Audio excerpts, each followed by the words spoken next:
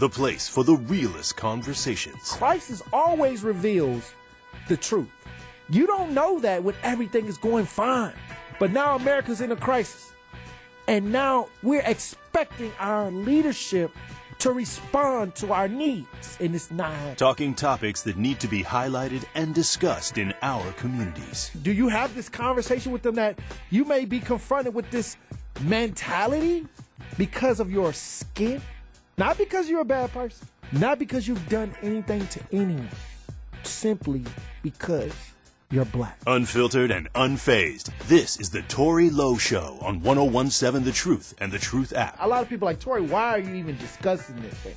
Because those people can't speak for themselves. Now, live from Radio City in Milwaukee, here is Tory Lowe. Good afternoon. How y'all doing? It's your boy, Tory Lowe. 1017 The Truth. The Tory Lowe Show. We about that action. We in the building. We're here. We here. It's happening. It's the first day. It's first show. It's Monday. Yeah. The Packers win. Man. Stimmy check came in. For you? Of course. Oh, win. Look, I can't. We go talk about that down the show. That? We're gonna talk about that later on in the show. All right. It's a beautiful day for the city. Historic day. Historic day. Won't y'all take some time to add The Truth 101.7, The Truth, on all social media platforms. Go to Instagram, Facebook, YouTube, everything. Just add The Truth. Today is the first day we launching the station. A lot of people tuning in right now. We about to bring the movement to the airwaves. How y'all doing? It's your boy, Tory Lowe. You already know what time it is. You already know we're here for that action. We got a lot to talk about today. We got a lot to cover today. But January 1st, right around 4 p.m., I received a call from a woman who lost everything in a house fire. Her name is Benita Washington. She had an 8-year-old daughter. And her house burned down around the address is 2029 North 35th Street. And she lost everything in the house fire. And I got this call at 4 a.m. in the morning, right after New Year's. And I was trying to relax because I was like, man, we got into the new year. We just made it out of 2020. I kept saying, okay, I'm going to chill out on doing all of the hands-on work that I always do over the years, I'm one of the most requested advocates in the state of Wisconsin. So I was like, okay, I'm going to chill out. I'm going to chill out in 2021. That was one of the goals, self-care, me time. I'm going to take some me time. I'm going to settle down. I'm not going to be out here going all over the city, going all over the state, covering all of the areas, trying to help everybody, as many people as I can. I said I was going to take some personal time in 2021. That was actually one of my New Year's resolutions. One of those things that I've made a promise that I was going to try to take more, go get my foot, pedicures, all the walking I've been doing. Yeah. I walk to D.C. I do all of the walking from Milwaukee to Chicago. I got like 14 worn out pair of shoes. And I said in 2021, I was going to relax. So I get this call, and it's this woman, and God knows if it's women and children, it's over. I'm going. I'm out the door. So when I get there, she doesn't have anything. She just has her baby. I think the landlord was trying to get her a place to go, and she had called the Red Cross. And when people call me to these incidents, and I've been doing these for a while, I've been helping people with fires for a while with no resources now, without any resources. So I bring God with me, and we manage to get people settled without hardly any resources. But the funny thing about this is the people on my social media, they give, they help. They help me help people. Over the years, my movement have been a social media movement that was designed to get the regular people to help regular people. So we was able to get her resolved, a little stable, her and her daughter. And so many people called in to give her items, clothes. They cash after. I think we didn't even use the GoFundMe this time. We used the Cash App. We got to get up to speed. We had to use the Cash App. The Cash App got real popular. The Cash App became a popular as Zoom. Zoom and Cash App became two social media platforms or digital platforms that exploded in 2020. So we didn't do the GoFundMe concept. We used the Cash App concept, and people gave to her. And she also just made a GoFundMe. CBS News covered the story. And then I'm thinking, okay, we got one down. Then I got another call. Another woman with two boys. Another woman with two boys. Her name is Janisha Dunn. Janisha Dunn. And she had two boys. And her house was on 91st, the 5300 block of 91st Street. And the whole complex burnt down. I'm talking about this is a multiple unit complex here. She said she was getting off of work and she had a camera system in her house. And she saw that something was wrong in her home through looking through her phone at the video recording that was going on in her house. And while she was going to get her boys to bring them home when she got off work, she watched her house burn up. Everything in it just burnt up. Everything she had, gone. So she gave me a call, and we got to working with her situation yesterday. So that's two situations where two people have lost, a mother with children have lost everything. So the community came back again to help this person, which is awesome because it's up to us to actually provide the resources that we need instead of waiting for somebody to come. We got so active to where we started really helping these families. So once that took place, CBS News came out again and actually interviewed the young woman about the situation. If you go to my page, Tory Lowe on Facebook, you can see these stories, Tory Lowe, King. You can see these stories unveiled right in front of your face. So I'm thinking, okay, we got two down. Why did I get another call? Somebody else that was on 37th and Rogers called because his house burnt up. Shortly after the ball drop, he plugs in the space heater. And he goes to, talk to a friend that was over for the New Year's. And when they smell smoke, they suddenly smell smoke. He gets back to his room, and his room is engulfed in flames. Like he said, he didn't even have time to even react. He said the whole wall, he said that whole house was burnt up in like 5 minutes. I'm talking about from the time they smelled the smoke to the time it was just engulfed in flames. It was like 5 minutes. So but the interesting thing about his name is Derek Wallace. He's 55 years old and he's disabled. The interesting thing about his story is that he told the landlord about some of the wiring in the house, some of the conditions, the poor conditions of the house. He was warning the landlord about these conditions. He was only there a month and he lost everything in the fire. So we're trying to get him some help right now. And I think the landlord is trying to place him in somewhere else that he has, but he really wants to be placed in a better, stable environment. So we're going to work on that. And also we have a lot of people that's trying to give clothes, items. So if you want to help these people, go to my Facebook page, Tory Lowe on Facebook, Tory Lowe, King. And I got a couple pages because Facebook usually blocks me off Facebook. I got blocked like 16 times off Facebook. So I have a couple pages, but you want to go to the Tory Lowe, King Facebook page and scroll down, and the information is there. Their sizes, whatever shoe size, the T-shirt sizes, everything, all that is right there on that page for you to, if you really want to help these people. Because this is the beginning of the year, and the sad part about it is, this is fire season. This is the time. Every year around this time, I get fires. So the Red Cross usually is the first idea that comes to mind when it comes to fires, a disaster. So I got many ups and downs with the Red Cross. I'm not going to really get on the Red Cross today. I'm not going to really get on them for their response in the African American community right now. But sometimes you got to advocate for the services. But I'm not gonna really get in.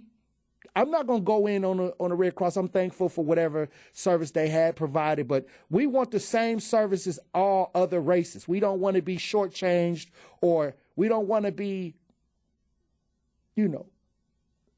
put aside, or not given the proper services. And I think that sometimes I have to talk to them or let them know that we want the same energy as if it was another race. Okay, so that is something that I'm concerned about every time I have to deal with the fires. But like I said, I want to thank the community for those. I want to thank everybody that gave to these families. I want to thank everybody that helped me deal with these situations, because these are not easy situations to deal with. These are very tough. I bring the spirit of God with me, so it kind of looks easy, but these are very difficult ideas. Plus, when you don't have the resources, when they're calling you and you don't have the resources, you have to rally the community and organize the community to help these people. So I'm proud of everybody. I'm so proud of everybody that took part in helping these people. And there were more families. It was other families that I wasn't able to get to. It is what it is. It is what it is. I can't get to everybody, but we will try to get to as many people as we can. Coming up, we're gonna be talking about Joel Acevedo and Jacob Blake. They're trying to announce the decision on if they're going to charge these officers in Kenosha today. I just talked to the family of Jacob Blake. I talked to the attorney of Jacob Blake and Joel Acevedo. So coming up in the next segment, we're going to be talking about the 911 call of Joel Acevedo and the march today in Kenosha, Wisconsin for Jacob Blake. So stay tuned, stay locked in. It's my first show. The movement continues on 101.7, The Truth. Yeah. Yeah. Whoa. That's a vibe. Welcome back. It's your boy Tory Lowe. We're back. We're going to be talking about Joel Acevedo. Now, Joel Acevedo, for those who are not familiar with the situation, had an incident with a police officer at a cop party who actually is arrested for a first-degree homicide, Michael Mattioli. And he was choked for over 11 minutes. 11 minutes. And there were also 2 other people in the house that night. And the family of Joe Acevedo wants these people arrested immediately. This is something that if we had done, if me and 2 other friends had a house party during quarantine and somebody was choked to death and I actually participated, or we held their legs or contained them after they actually go home, we'd all be in jail. Well, right now we got Joel's father on the line, Jose Acevedo. How you doing, Jose? Jose, are you there? Hello. How you doing, brother? Turn your radio down. Hold on a second. How you doing, brother? I'm doing good, and you? Recently, there was the 911 call that was released involving your son, and like I said, it was just a horrific audio to hear, especially for the family. And even though the officer, Michael Mattioli, has been charged with homicide, there are 2 so-called witnesses that the family feels should also be arrested. Can you let the listeners understand why y'all feel this way? Well, we've been saying it since the beginning when it happened. Speaking to John Chisholm, why was these 2 other individuals not charged if they were there and they were a part of his death? We've been, like I said, we've been going back and forth with John Chisholm on this since day one. and all he wanted us to do was to focus on Michael Mattioli and not the two individuals. And we clearly told him, what do you mean? You got one person that was holding Joel's legs down, and the other one watched. But if you listen to the 911, the two individuals that they didn't charge, you could clearly hear them in the background say, "Don't worry, Mattioli, we got him." Once they held Joel down, Mattioli went on the rear naked chokehold. There was not just for 11 minutes; it was 11 minutes and 22 seconds. Mm-hmm. Now, what are their names? These guys are accomplices in the family. Feel that anybody involved in this situation needs to be arrested. Now, one of them, Andrew Jakowski, is a parole officer, and he has resigned from the parole agency. Why do you think that if he had did nothing wrong, why do you think he resigned? I just want to say, listening to the 911, I just want to go back to that for a second. Mm-hmm. You can tell that Joel was being held against his will by these three individuals. Andrew Chukowski, which was a PO officer that did not get charged, but once he found out that we found his name and we put it out there, from my sources, they were going to have an investigation at work on him, and he went on ahead and resigned and lawyered up. Now, if he didn't have nothing to be worried about, then why did he resign and lawyered up at the same time? Why do you think the DA office is allowing these people to be witnesses and not actually prosecuting it? And let's talk about Christopher Peters, because he's not a saint in this either. He had just as much as being responsible for Joel's death as Andrew Jakowski. While you can clearly hear him on the line. You can also hear your son say, "Let me go home. I want to go home." And he was attacked. I promise you, I will go straight home. And then Mattioli initiated the call. You can hear him initiate the 911 call, but he leaves the call after he says, "Let me go home," and attacks him. To me, that's holding someone hostage against their will. Of course it is. And that's where I say Christopher Peters and Andrew Jakowski was holding Joel down, keeping him from leaving. And that's when they told Andrew Mattioli, "Don't worry, Mattioli, we got him." So this is where I say all three of them should be found guilty as charged for the murder of my son, because my son was murdered by these three. What is it that my son had on them that they had to? They were not allowing him to go out. He was a hostage. I mean, it's clearly on the 911. Why is John Chisholm not charging these two? Well, we believe that John Chisholm wants to use these two to get Mattioli off, which these are two of Mattioli's best friends. Mm-hmm. Not Joel's best friend, Mattioli's best friends. And the fact that this is where we talk about white privilege all the time.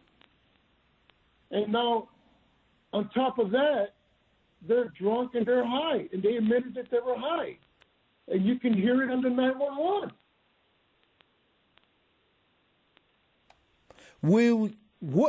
What do you think that the community needs to understand right now? Where's the family at? What do you think that the community needs to know, and what can the community do to help you and your family right now?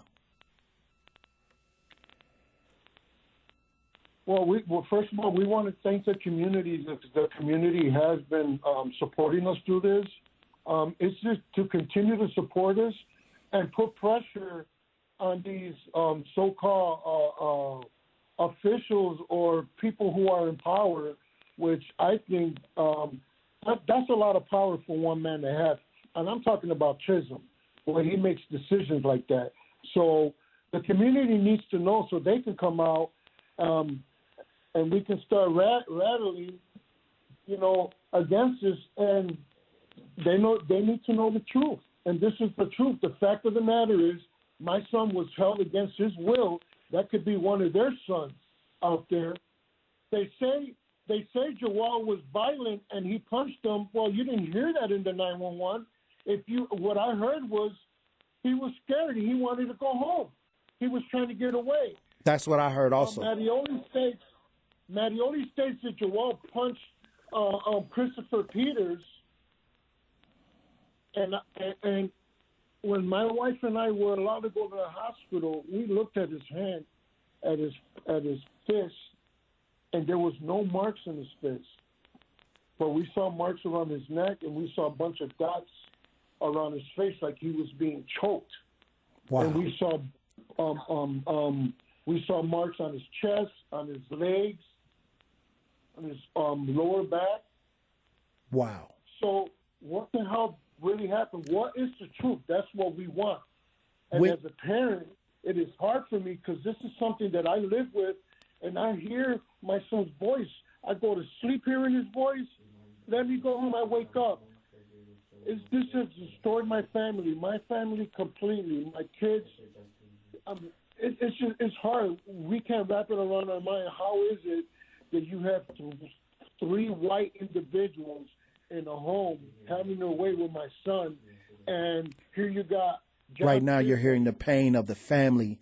Jose Acevedo, the father of Joel Acevedo, on the line today talking about the 911 call that was recently released and what he feels need to be done as far as the two witnesses that have been deemed witnesses by the DA. He's saying that this is an atrocity. These people need to be arrested and charged with the murder of his son.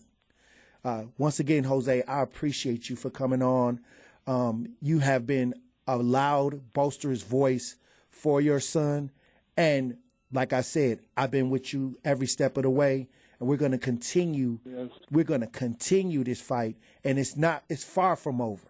It's far from over. We want the public to know March 8th is the trial at 3:00.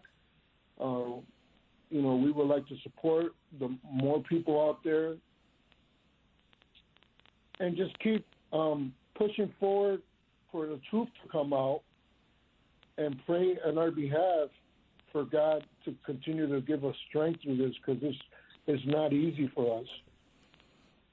Wow. Well, like I said, you are in our prayers, and no family should have to be going through any of this time, especially this time of year with the holidays.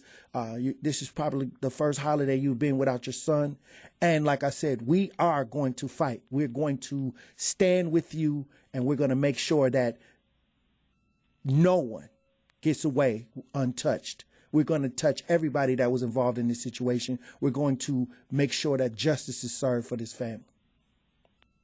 In Jesus' name. God bless you, brother. God bless you, brother. And I'll talk to you soon, okay? Thank you. God bless you. Once again, the pain, the hurt.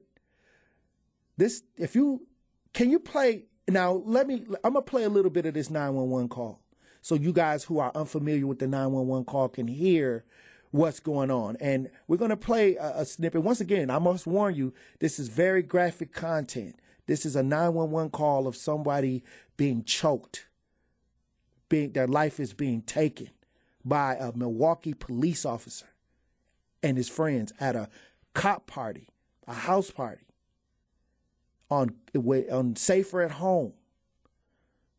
So once again, cue that up.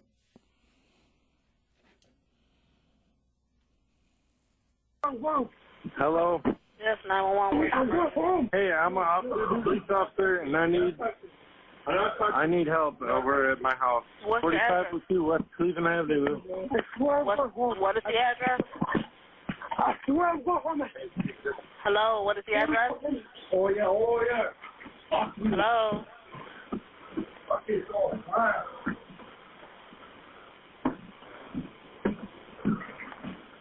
Hello. once again, you can hear Joel Acevedo saying he wants to go home.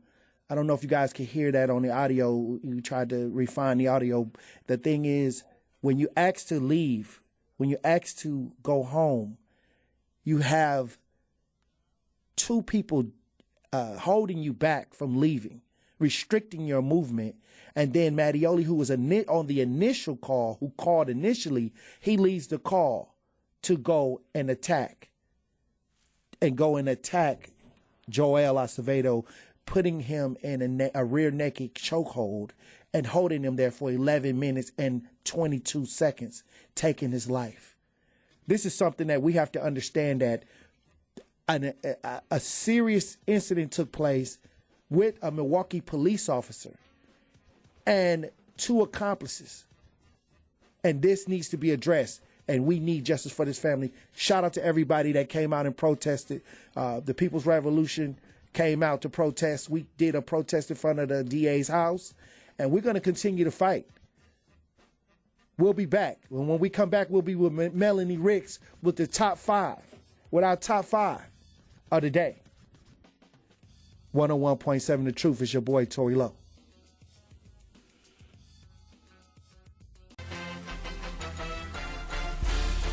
Welcome back. 101.7 The Truth. The Tory Lowe Show. We're here with Melanie Ricks and her top 5. How you doing? We're going to take it to the top 5. Now, what is today's top 5 about? All right, so first off, Mr. Tory Lowe, congratulations on your first day. Oh, the first day. First day, launch day. Launch day. And you know what? Congratulations on your morning show. Thank you. It was, I heard an hour of it. Yeah, that's a long time. And it was, I was tuned in. I was tapped in. Okay. And I loved it. Thank you. It was like hearing like people that you was talking to for like a couple months or a couple weeks. Yep. And then you see them in action, and it's amazing. It's like kind of being on a football team. You practice and practice, Yep. practice, but then you get to game day. Yep. And now it's time to perform, and it's amazing to see you perform today. Well, thank you. I appreciate that, Tori. I feel the same way about you. So when you were just speaking to that last gentleman, like you had me getting choked up listening to you talk. I mean, no, seriously, like I commend you for having such a strong voice, for having the input that you do, because I feel like you have such a unique perspective, and I feel like your voice speaks volumes because a lot of people are thinking the exact same way that you are. I know that I am. I'm thinking very similarly. So it's pretty cool that you're able to keep kind of like a level head when you're having those hard discussions, because for me, like I get emotional. I do. Wow. So that was pretty great to hear, and I learned a lot from that conversation, so I appreciate that. God bless you. Now, this top 5 Yeah. today. Now, this is going to happen every day. Every day on the Tory Lowe Show. What is the top 5 of the day? So, tonight the Bucks are playing at home against the Detroit Pistons. This is game 1 of a 2-game mini-series, and they're wearing their City Edition jerseys because it's Monday. At Fiserv Forum, it's always Milwaukee Monday. Okay. So, I thought it would be dope to talk about my top 5 favorite Bucks jerseys of all time. And wait a minute. People who listen to my show, Melanie is the halftime show host at the Milwaukee Bucks games. Or she had done this for years. Yeah. So she is somebody you may have seen on the Jumbotron during the halftime show. So this is a blessing. So go right ahead. Continue. Well, it's a blessing to be here with you as well, Tori. I mean, you're a huge community advocate. I know that, and you're big in our community. It's so funny because my mom, she's more excited about your show than she is about my show. No, I'm so serious. Oh, wow. Like, I called her, after Hi, our show. Mom. Yes, shout out to Gabby. I called her asking how everything went, and she was like, great, but when is Tory Lowe going to be on? I'm like, don't worry, he'll be on this afternoon. That's too funny. Oh, my God. Okay, so my top 5 Bucks jerseys of all time. So I'm Number going to go. 5. Ooh, yeah. Oh, we fancy out here. Yes. Zach on the production. You like that? I like love that. it. I like Number that. 5. Yeah, we real official. Also, so I don't lose my count, But number 5, I'm going to go way, way back. So these are called the Miller Brewing Green jerseys. And if you don't know which jersey I'm referring to, these were actually a road jersey. And a little fun fact about the Miller Brewing Green. So it's like that really dark forest green. It's got like a red and white trim. And it was actually the final jersey that Kareem Abdul-Jabbar would wear as a Milwaukee Buck in 1975. This was back when Milwaukee was on top back then. I mean, on Kareem. top back then. That was then let's say the 70s day Giannis, if you will. Like, truly, that's kind of who we, Most say definitely. that he's similar like. So, yeah, I love those jerseys. So they're called the Miller Brewing Greens. Like, the mid-70s, that was the road jersey that they played in. And I like those jerseys because it had the beautiful, like, cursive Milwaukee lettering on it. It had, like, the underline, like, kind of like coming from that last letter E. It, like, formed that little underline. I love how the numbers were off to the side as opposed to being right in the middle of their chest. I just love those jerseys. Like, How much I would is wear it? that If you today. wanted to get one right now, how much I is can that only jersey? imagine because I don't see those jerseys being sold. Like you see the throwbacks. Right. I never see that 70s jersey being We're sold. going to have ever. to try to get one of those. I mean, we got to definitely try to get one of those. But if you guys don't know which jersey I'm referring to, it's called the Miller Brewing Greens. And what I'm kind of thinking is that how Milwaukee's kind of spelled out in that like cursive lettering. I think it's supposed to be like the famous like Miller Brewer Company. You remember how they used to have like that cursive lettering? Yes. I don't know if they still quite do. I think it's Yes. changed a little bit because they, are partnered with Coors now. But Right, and the Brewers baseball Yep. team had that curse. Exactly. So I love that. It's something about that style, and I love the 70s vibe. Like, I'm just so into it, and it was red and green, which I wasn't a huge fan of, but it was something about that green. It was just like a dark forest green. Like, I loved it. So yeah, that's number 5 for me. Number 4. So Number 4. Oh, I keep forgetting we fancy out here. So, number 4, y'all. So, I said the Miller Brewing Greens mid-70s jersey. For number 4, I like our Black Fear the Deer jerseys. I love the Fear the Deer jerseys. Love them. And the thing about it is with when the Milwaukee Bucks win, see, and that's sad because they win during the regular season, and then we don't get to see all of this elevate to the championship. But this year we're gonna get to. You already know. This year we're gonna get the pieces together. But I like the Fear the Deer idea.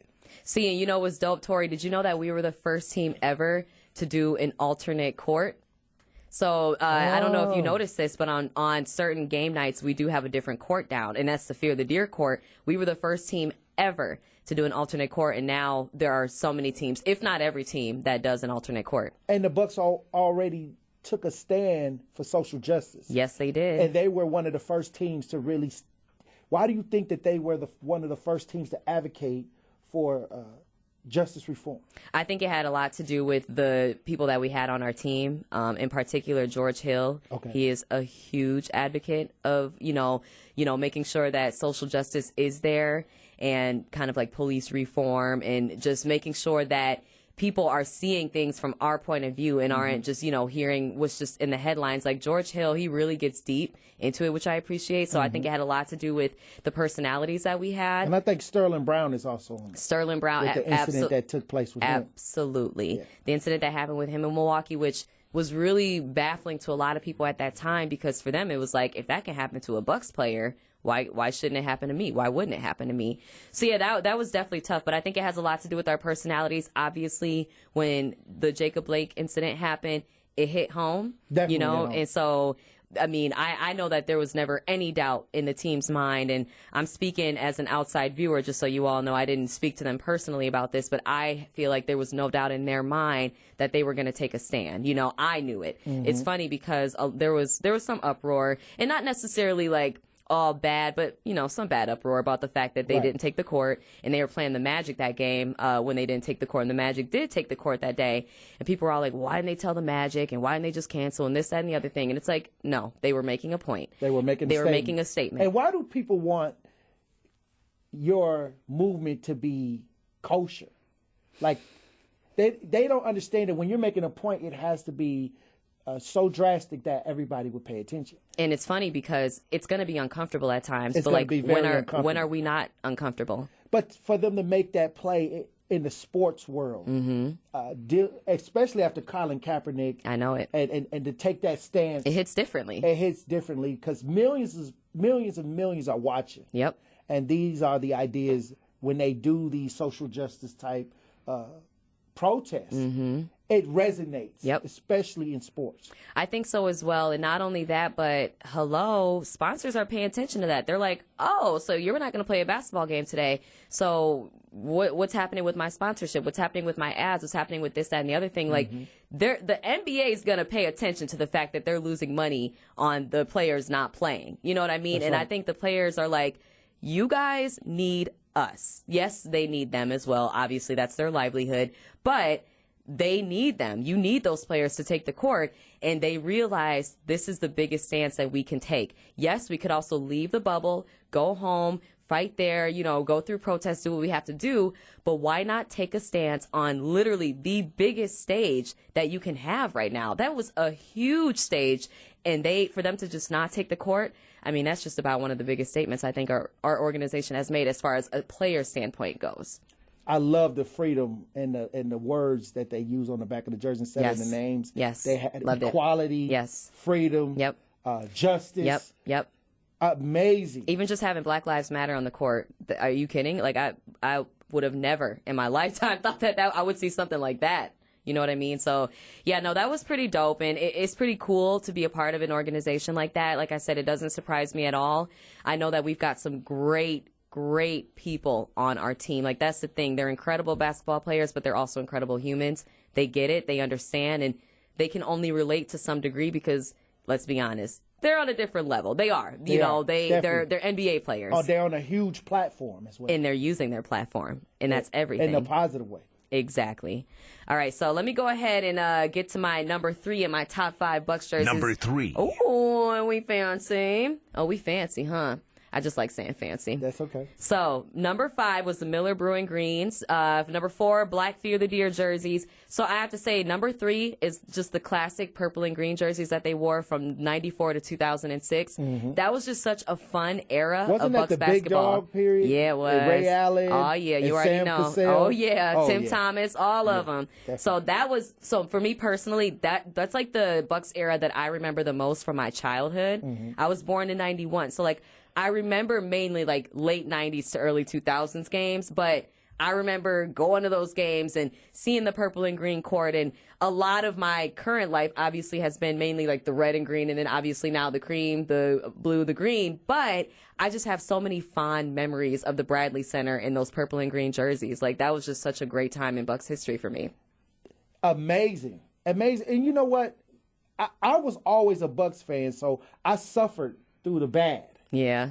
And when they started peaking again, and then they took a stance on social justice, it even made me, I went out and got a whole bunch of new Bucks gear. I was going to say, y'all can't see him right now, but this guy's rocking a Bucks zip up, a Bucks hat. Today. That's hilarious. He is fitted. Look, but you're in Bucks gear, too. I am, too. I was going to say, that's pretty funny. Technically, I am, too, because I got some freaks on, so. Hey. Yep, we sure do. We got the same logo. My jacket is a Bucks jacket, too. Hey, represent. Let's go. But they gave us something to be proud of. Shout out to Joe. And we got to get that title. You already know. And you know what? It's tough, though, yo. Like, the regular season is one thing. The playoffs are a whole different beast. And you already know this. I mean, we've seen our guy. We've had the best record in the NBA for the last 2 seasons, but it doesn't matter what your record is, you know? All that matters is what you do in the playoffs and how those pieces come together. And I think we're building something great. I'm excited for us, truly. And I'm excited that you're a part of the Truth team. I'm excited. So in the mornings, I get to wake up and come in ready. Like I was getting in the warm-ups, like I got my warm-ups on. You guys warming me up. And then my show is in the afternoon, so I love it. I love that. And you're kind of like my wind down. You know what I mean? Right. Because technically this is toward the tail end of my day. So this is like kind of my like informative, like wind down, like, because you go deep. Tori, you go deep, and I love your voice. I love, the opinions that you give, because like I said, I can relate so much to them. But yeah, those are my bottom 3 right now. When we come back, I'll probably do the top 2 if you want me to. All right, well, we'll be right back with the final 2 of Melanie's top 5. It's your boy, Tory Lowe, 101.7 The Truth. Welcome back, 101.7 The Truth. The Tory Lowe Show. It's your boy. We about that action. And on the line right now, we got advocate Liz Brown. We got advocate Liz Brown on the line right now. How you doing, Queen? What's going on, Tori? What's going on, King? Congratulations, family. Well, today is the first show, and I thank you for calling in, girl. I had to call in. I'm just so grateful that in this time, like you getting the recognition and the platform that you've always deserved, and I just want to call in to thank you for everything that you do, because I know, you know what I'm saying, how hard you work. I know how much time you take away from your family, your children, and people just don't understand how hard it is to leave your family while you go in and help other families that have no help. So I was one of the people that you talk to when you like, Liz, when the new year comes. Every year you say the same thing. I'm going to step away, and then I see you go live on Facebook. And I'm like, what happened to the conversation that we had the last 6 years?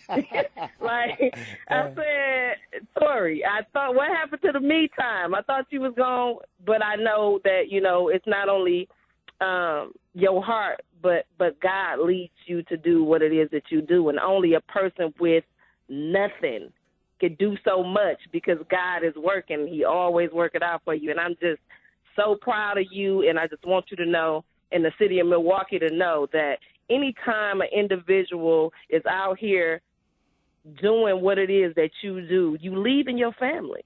That's true. And people have to honor and respect the fact that, you know, everything that you have done in the last, the 6 years of me knowing you, 6 or 7 years, me knowing you up close and personal, that you've had no money. There was times that you didn't have a place to stay, you know, like, I mean, in between, but you were still out here helping families.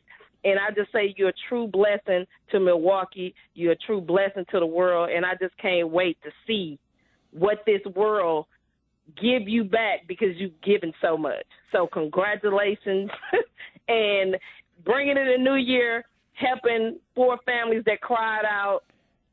And we know that not only is 911 a joke in the black community, but Red Cross and all of these entities that receive all of this money, when we call in our darkest hour, the only whisper that we get is the Tory Lowe. And to have a person come out in your worst time, when you done reached out to everybody else and then nobody come, just on the strength of you caring enough to show up in that moment of somebody else downtime, is what make everything that you do and things today so beautiful. So I am just so proud of you, and I can't wait to see what the future has for you in the city of Milwaukee, because one thing for sure and two for certain, if Tory Lowe is on the job, we get results.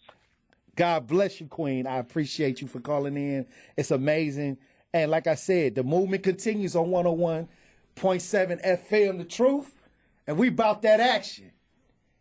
So God bless you, and thank you for calling, and I'll talk to you soon. All right, King. Well, we back. I mean, that was amazing. I didn't, you know, Liz is an amazing advocate out here in the community. She keeps going and going, so I appreciate her to the fullest. So we got to get back to the top 5, but we down to 2. Tori, I don't even know how to follow that. Tori, like, you out here. Like, wow. People are giving you your flowers. Yes, they while are. You can still smell them. Yes, that's a beautiful thing. And that don't happen to a lot of people. No, and I'm glad I get to witness it. Mm-hmm. Well, like I said, you know, God's work is never done. And to me, it's a blessing that God is able to use me as a vessel to help people, because many times I don't have the resources.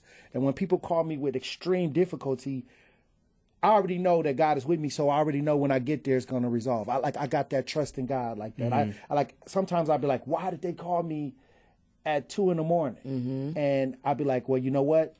If God allowed me to go, I can figure it out. Like, exactly. and then I get there and it works out, and it's like I posted on Facebook, and then an hour later we resolved it, and it was just the worst situation. It's so amazing how our community also from social media gets involved, you know, and we doing it ourselves. It's just people helping people. And I was able to build a following that will help. And I'm not alone. Definitely not. The congregation is across the nation. It's almost like it's a blessing to even be able to help, period. It's just a blessing. I consider it a blessing. I take no credit. I always give all the glory to God and God's people. So I'm looking forward to what we can do, especially moving the movement to the airwaves. This is the Tory Lowe Show. We about that action. I know you are. We here with Melanie Ricks, who's going to finish up our top 2. Zach, I still don't know how to follow that up, but it's all good. I'll try my hardest. Nah, Tori, you're amazing. I feel very, very grateful to be here with you. So yeah, like we were talking about top 5. We're talking about the top 5 Bucks jerseys, my personal top 5 Bucks jerseys of all time. What we love about our squad, like Tori said before, they're all about social justice. You know, they're not afraid to put themselves out there, use their platform. They understand what's at risk. And what I love about it is it's not just the black players, it's the whole squad. That's right. You know, they're in it as a team, as a unit. They said if one of us doesn't go out there, none of us go out there. And I just love that because really all it takes is for one person to say, you know what, I'm not down with the cause. And then I don't think it would be that difficult for another person to be like, you know what, me neither. But I love that they all said, nope, we are firm. We're in this together. And that's just a beautiful thing. I feel like that's so indicative of Milwaukee as a community. You know, we go through it together. I love my Bucks. Love my Bucks. Okay, so I said my number 5 were the Miller Brewing Green mid-70s. That's the one with like the dark rich green. It had like the curse of Milwaukee on it, the red and white trim on the side. Kareems. The Kareems, like I like to call it. Exactly. Okay. His last jersey he ever played in as a Buck, 1975. Number 4, the Black Fear the Deer jerseys. Now, I believe there has been at least 2 versions, maybe even 3 of the Fear the Deers. We only have had these for the last 4 or 5 years or so. Like Fear the Deer is still fairly recent. Like it started in the Bradley Center, but I love the Black Fear the Deer jerseys in general. Like it's kind of like almost sexy having a black, like dark jersey. You know what I mean? Like something about it. I just love it. And then number 3 for me were the purple and greens from the 94 season to 2006. That's just like the classic 90s look. The big 3. The big 3, exactly. That's the big 3 look. I'm going to go ahead and keep it in the 90s for my number 2 pick. I'm going with the silhouette. And you may not know what that jersey is just when I say the silhouette, but you'll know it when I say it's the purple and green with the deer on the front. So that jersey was actually only used from 91 to 95. So they didn't use it for very long. And excuse me, I got my eras incorrect. So it's not 91 to 95. It's 95 to 99 that they used it. So for only 4 years. And I love those jerseys because I like that deer on the front of it. Like, I think that deer is just so cool. Oh, my God. I love when they redid the deer. Yes. Loved it. It just looks more powerful. The one we have now? The one we have now. The one we have now is very powerful. And they did that because of the whole, like, Fear the Deer, you know, anthem, if you will. But, yeah, I love the silhouette. Like, it was just such a classic purple and green. And you were asking if you can get some of these retro jerseys now. That's I know right. for a fact you can still buy this purple and green. So, yeah, Tori, since I got my computer here, that's that purple and green with the deer on it. It's just so dope. It's a really, really cool. Yep, that's Vin Baker right there. Okay. So that's my 4 for now. So Miller Brewing Greens from the mid-70s, Black Fear the Deer jerseys from the 2000s. We got the purple and greens from 94, 2006. And then my number 2 was the silhouette with the purple and green logo that has the deer on it. So my absolute favorite, my number 1 in my top 5 Bucks jerseys number 1 of all time, Cream City from last year. Oh, my God. So fire. Those jerseys was off the chain. I loved, like, clean, simple. I love that it paid homage to the city, talking about the original Cream City bricks. Joe and I were talking this morning about how we love that our city edition jerseys always tell a story of some sort about Milwaukee. Like, it kind of gives a history lesson, if you will. So dope. I loved the Cream City. Like, I just thought it was so clean. Every time they wore them, I'm like, yes. And I love the gear that came along with it. It was like Milwaukee just exploded with, like, the marketing. Oh, my gosh. Once you win, everything looks good. And not only that, when we changed our colors, things started looking a lot better. We started looking a lot better. Yes. And then once we got the new stadium, and we ended up getting a new stadium and having a winning team. Yes. Like, and we could have never planned for that, Tori. It was just amazing to see the Bucks. How fortunate were we? That first year in Fiserv Forum, Tori, we were losing our minds with how good they were because we weren't expecting it. Yeah. You know, with a new arena. Out of you know, Jason Kidd just had got out of the situation he was in. And so it was like, what is going to happen? Yep. We just got this new stadium. Coach Bud ended up being Coach of the Year. Like, it was just such a great year. It just exploded. And you know what? So many people were disappointed we didn't make it to the finals that year. But I'm like, y'all, hold up, step back. It's been at least, almost 20 years since we had made it even out of the first round in the playoffs. I was happy that we made it to the Eastern Conference Finals that year. Obviously, we have much higher expectations now because we know what we're capable of, but I was happy that year that we even made it to the Eastern Conference Finals. That was just such an amazing year. And I cannot wait till you get back out at that halftime show. Thank you. I appreciate because that. Now I know you. I want to get out there. Hey, Hopefully that's we'll have my fans girl. soon. Hopefully we'll have some Well, fans. you can see people are starting to return to normal now. So they are, and I think it depends on what state you're in. I'm friends with a lot of the hosts from around the league, and some of them are actually back at work doing games with fans, but it just, again, it depends on kind of where you're living. But that's my top 5 Bucks jerseys of all time, and I'll be here with you every day. Look, I'm going to enjoy every day. This top 5 is amazing, and like I said, as long as we're able to discuss these things and make it bright, this just makes people smile, because sometimes when we talk about serious situations, you got to have that balance. Absolutely. So we're going to bring that balance, and I appreciate you to the utmost, and I'm looking forward to whatever's going on with this truth, with that station, with everything we're trying to do for the community. I'm looking forward to seeing you out in the neighborhoods. Oh, my God. We're ready to do a lot of great things. We're going to do a lot of great things. I know we are, Tori, and I feel very thankful to be here with you as well. I'm inspired by you, and I'm excited to keep learning from you. So seriously, thank you for inviting me in this space. Well, we'll be back. Once again, we want you to call in. Call in 833-212-1017. We're going to be having you call in, tell us how you feel about the new station, the new show that we got. We'll be back. Tory Lowe.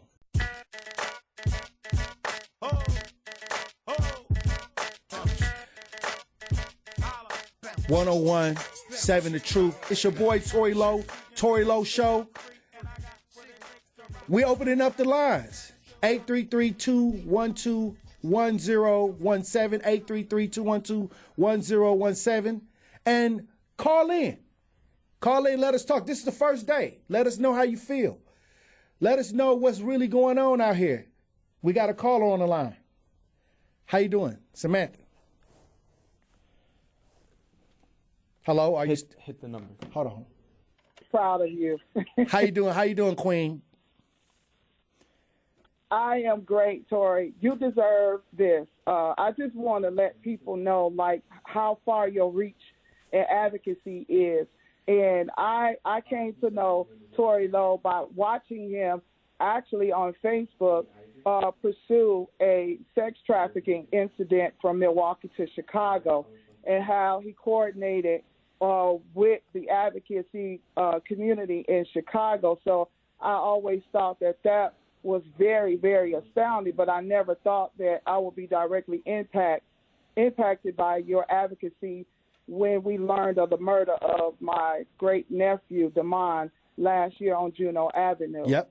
And so people need to know, like, your work has really gone across the nation. You said that sanctuary across the nation. It is across the nation, and I'll never forget the step-by-step. When Tory walks with you, when he's out there with you and you are a victim, he's totally consumed with allowing the victim's story to be revealed. And I'll never forget the step-by-step. Every step that I took in the reenactment as we were being led to what happened to my nephew on Juneau, you were right there. And the thing that really was amazing was the real emotion, that it was the same. It was like you had the same emotion and remorse for what had happened, and you've been doing this for so many years that you wasn't stifled or stalled in the work. It was like I cried, you cried. I was angry, you were angry. But then you calmed me down, to a place where you wanted me to know that this was wrong and we were going to get justice. But that meant the world to me, because this was something that we had never my family had never experienced before, a murder. And coming from Atlanta to Milwaukee, the time that you took 2 whole days to set up interviews with Fox News, to make sure that I talked to the detectives and you sat there with me, to going to the community and knocking on doors, to passing out flyers and going through the alley trying to figure out what happened. I had never in my life seen anyone in our community take that much interest in trying to resolve or bring clarity on a situation. And for that, I want to celebrate you and thank you. While we have not gotten full justice for Damon, we have made a lot of progress, and that is because of your work. And I want to thank you so much. God bless you, Queen. You deserve it. God bless you, Queen, and I truly appreciate you. Like I said, I appreciate you for even allowing me to help assist you. It's just amazing to be a part of the work. And like I said, we're going to continue. We're going to continue to fight. And thank you for calling in, Queen. Yes, congratulations. God bless you. God bless you, Queen. Caller on the line, Kern, Harrison Kern. Yes, sir, brother. How you doing, brother? Man, I'm doing very well, man. Again, I love the sentiment of that caller that just called in. And as kind of the big brother, as they say, man, I'm proud of you. Most definitely. And definitely wish you continued success in this forum, man. The more word and more truth that can be out there, the better we all are served by that, man. So congratulations to you, and tell Melanie I said hi. Okay, she just exited the building. I will definitely tell her you say hi. I'll send her. And I appreciate you too. Indeed, brother. Continue. God bless you, brother, and I will talk to you soon. All right. You too, brother. Peace. B. Ivy Lamar. Man, Tory Lowe, how's it going, man? How you doing, brother?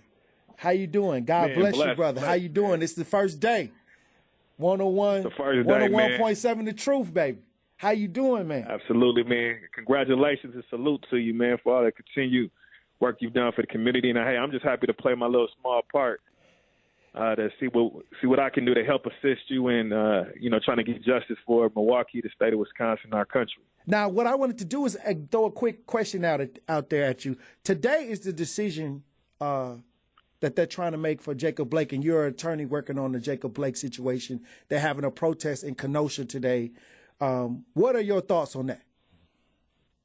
Yeah, so today is the day where we're told that the city of Racine district attorney's office and the mayor is requesting an emergency declaration ahead of the decision. They're saying that the decision is going to come out within 2 weeks as to whether they're going to charge the officer or not in the case. We're hearing rumors, just rumors that decision is likely to come out tomorrow. But today they're looking to approve different measures that the city of Racine can take as it relates to controlling protests, curfews, getting things boarded up, so forth. And we believe that that's already started. So that's what we expect today. But honestly, we're hearing rumors that decision could come as early as tomorrow. And also, you are the attorney with Joel Acevedo with the recent release of the 911 call. Can you give your opinion or give the community some insight on what's actually going on with the video and the 911 call and these witnesses, these so-called witnesses who were actually there at the house party, the quarantined house party with the Michael Mattioli threw around last year in April? Can you elaborate on those topics and those ideas? Yeah, absolutely. Yeah, so as the city knows, Joel Acevedo is probably one of the biggest instances and cases of police brutality in the city of Milwaukee for the year 2020. And in that case, I'm working with my co-counsel, attorney Benjamin Crump, and we had to actually file what's called a writ of mandamus to try to compel the city to release the 911 tape and the body cam footage. What ultimately happened is that, as we all know, Officer Mattioli resigned, and they were kind of stopping us from getting the 911 tape and the body cam because they would argue that, hey, we're still investigating. It's still an investigation that's pending. Well, after Mattioli resigned, obviously that argument really didn't have any legs anymore. So at that point, we kind of moved at that time for them to, continue the release of it. The city did comply. They did give us the 911 tape as we released last month. And now we're awaiting the release of the the body cam footage to actually show a second individual holding Joel down while Mattioli had him in a rear end chokehold. So we're still awaiting that to be released. We believe that the city of Milwaukee, they're the taxpayers, they're the ones who fund the police department. So they should be entitled to all that information as it relates to that. So, yeah, there's a second individual. There's only been one officer charged. We believe that the two other individuals who partook in the incident on April 19th should also be brought to justice. we believe that it's questionable. Like, why?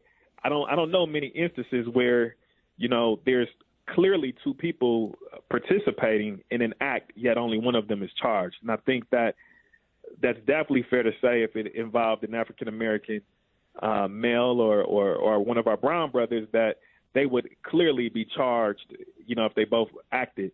And for some reason, that's not happening here. So obviously we have to question the motives that the city have here to not have those charges. Now, Michael Mattioli is suing the city so that the video won't be released. How can a person be charged with reckless homicide, first-degree reckless homicide, and sue for a tape a body cam footage? Actually, this is body cam footage from the police officer that showed up. How can this happen? Yeah, so there is a protocol that the city has to follow, and that involves, if you're a subject that was part of an investigation or future investigation for that regard, if you're identified in that, the city has to provide notice of their intent to go ahead and release that information. Now, I will say that it is rare. It is very a rare occurrence where the court would block that release.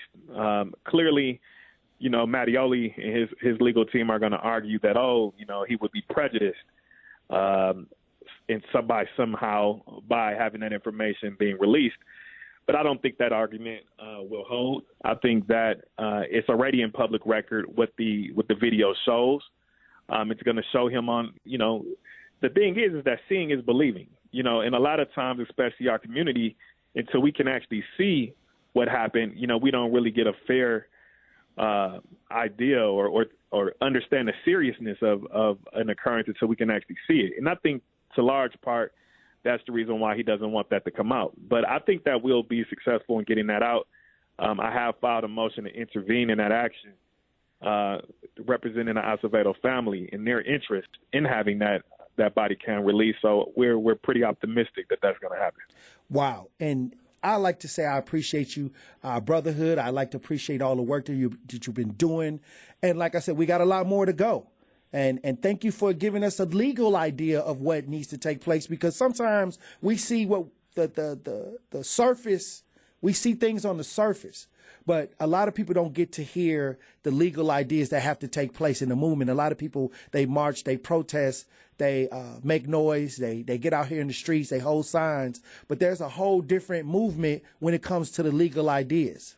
And thank you for actually coming on, breaking this down, because you are the attorney for Joel Acevedo and Jacob Blake. And this has been a huge year for dealing with social justice here in the state of Wisconsin. And I just want you to know I appreciate you and continue to work, brother.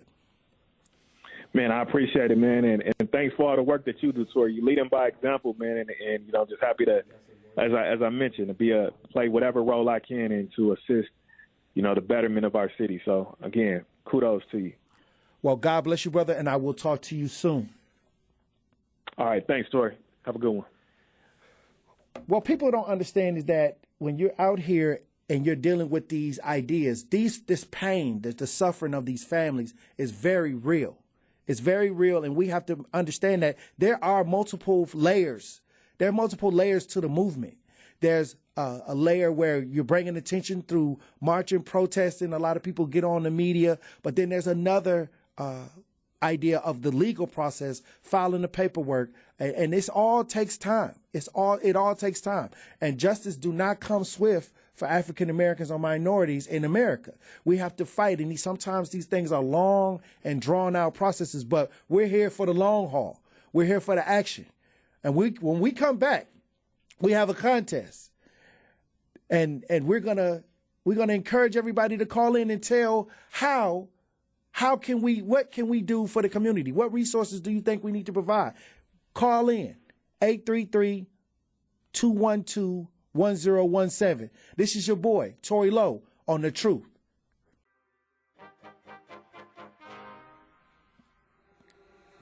It's the Tory Lowe Show, 101.7 The Truth. Thank everybody for calling in, giving your opinions, giving your reactions to the show. Today is the first day of the Tory Lowe Show, and it's the beginning of the year. How you feeling?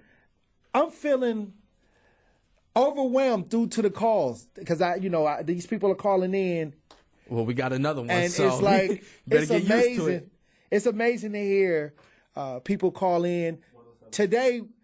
I want to make sure that everybody know that down in Kenosha, Wisconsin, there will be a rally today at 4:30 for Jacob Blake. We're asking everybody to come out. This decision to charge the officer will be rendered here soon. And I'm hearing that they're taking precautions. They're already taking precautions. They're asking for everybody to be civil and lawful, which usually means that there may not be any charges coming, but we still got to make our voices heard. We still got to be out here on these front lines, and we got to make sure, even though it's cold out, that we still apply the pressure. So right now I have Justin Blake on the line. Hey, brother. Assalamu alaikum. What's up, family? How you doing, brother? Welcome to The Truth. Man, the truth sounds good to us, baby. Black radio all over the world, huh? Black radio, Black Milwaukee Talk. God bless you, brother, man. Love it. What's going on down in Kenosha? Bless y'all. Happy New Year, man. What's going on is, Assalamu alaikum, all my brothers and sisters out there. What's going on is us continuing to stand up in the face of systemic racism that's being protected by the DA in this government that's in place here in Wisconsin. We want answers. It's 2021. We're not going to allow people to give us innuendos and lies or subject matters such as the police officer was trying to protect some children that were being kidnapped by their father, and therefore he fired off a weapon less than a foot from him, which could have injured him. We're going to call things what they are.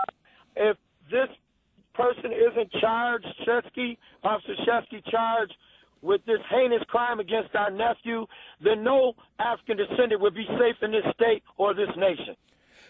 When you guys look at what have taken place since the video, the movement that have taken place over the last few months, what is the next step? What do you need the community to do to help the family? I'll be right back, Pete. What we need to do is what we've been doing, Big Brother, with the community and the support from Milwaukee and all over the state of Wisconsin, the leaders of Kenosha, the collective.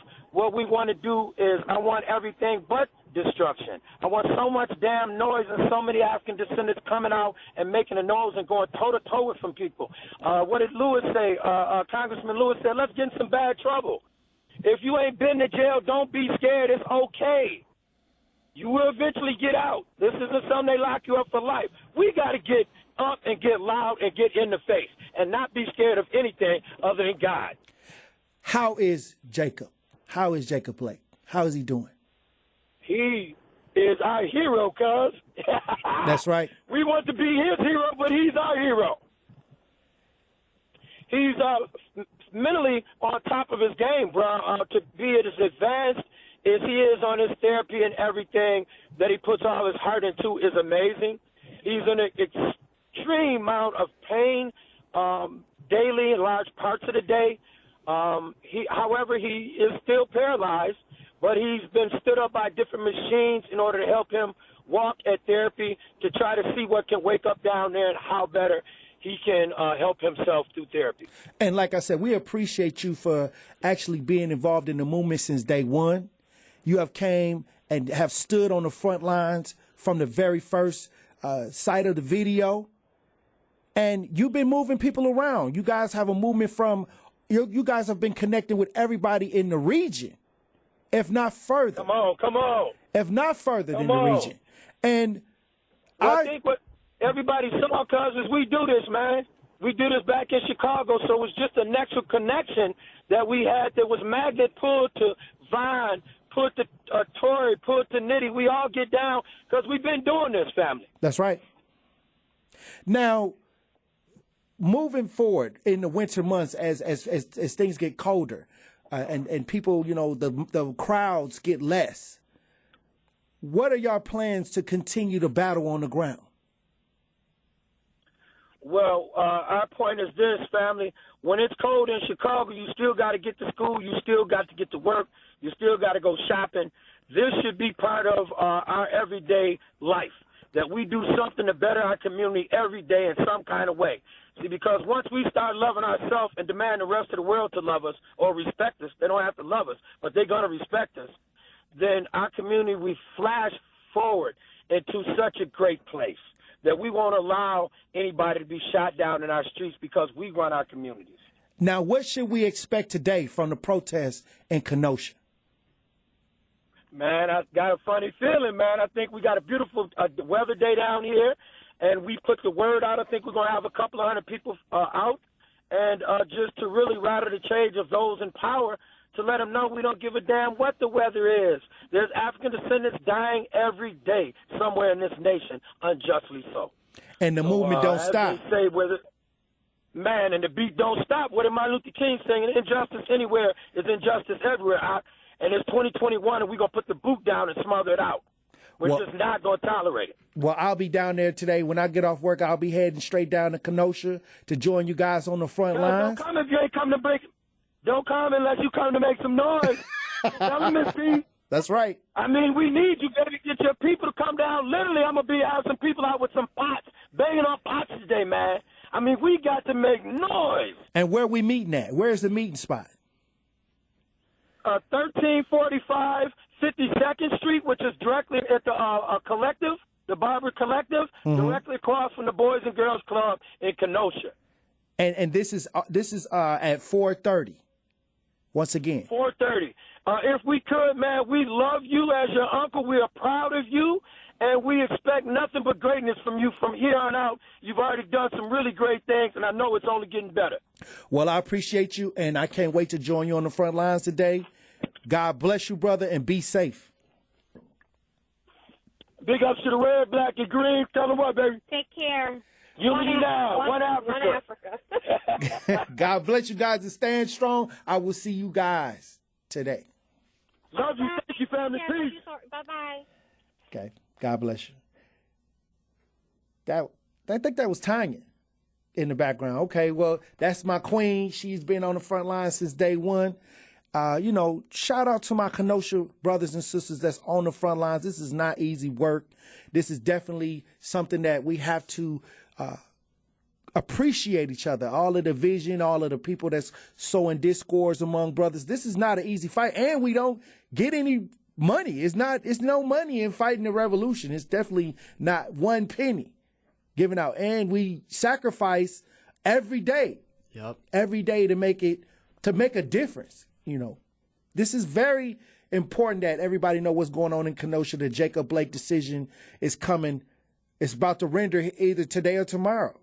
But the city is already getting ready because of what happened when they saw the video. Kenosha went up in flames. Yep. And they're saying to be peaceful again, basically. Just be a law-abiding. Exactly. I'll tell you this. When it comes to the movement, sometimes you have to make sure that you make your point. Mm-hmm. You have to make your point because it seems like unless we make our point, nobody cares. Nobody cares. So everybody come, bring your voices, be safe, wear a mask, make sure that you understand that this is a long marathon. This is not something that's going to resolve overnight. This has been going on for over 400 and some years. The fight for equality in America.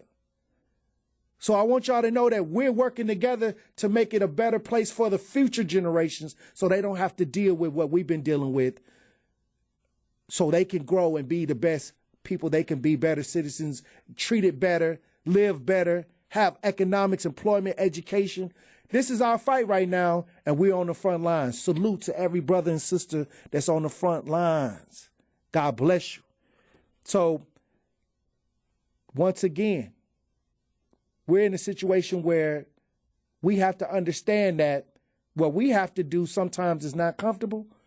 And I want everybody to understand that whatever you can do to help out. It doesn't have to be just police brutality. If it's violence, if it's something that got to do with violence, get out in your neighborhoods, organize your block. Even if you don't have to do with violence, it's a lot of things going on in our community that you can get involved in. You don't always have to be in the spotlight where you're on the news or talking about what's going on the mainstream ideas. There are simple ideas that got to do with actual block building your neighborhoods up that you can get involved in, organizing your community, organizing block parties, organizing social gatherings for everybody to participate and get to know each other, loving on your neighbors, because those, even though they're not living in your house, they're still living in your environment. And a lot of people don't understand that your neighborhood affects you. What's happening in your neighborhood, and you can do something about it. Let's start getting together and organizing the blocks so we can make sure that we're ahead of the curve. We got to start getting involved and being active and taking a direct, hands-on approach to some of these things that are going on in our community. So I appreciate everybody that called in. We have a contest.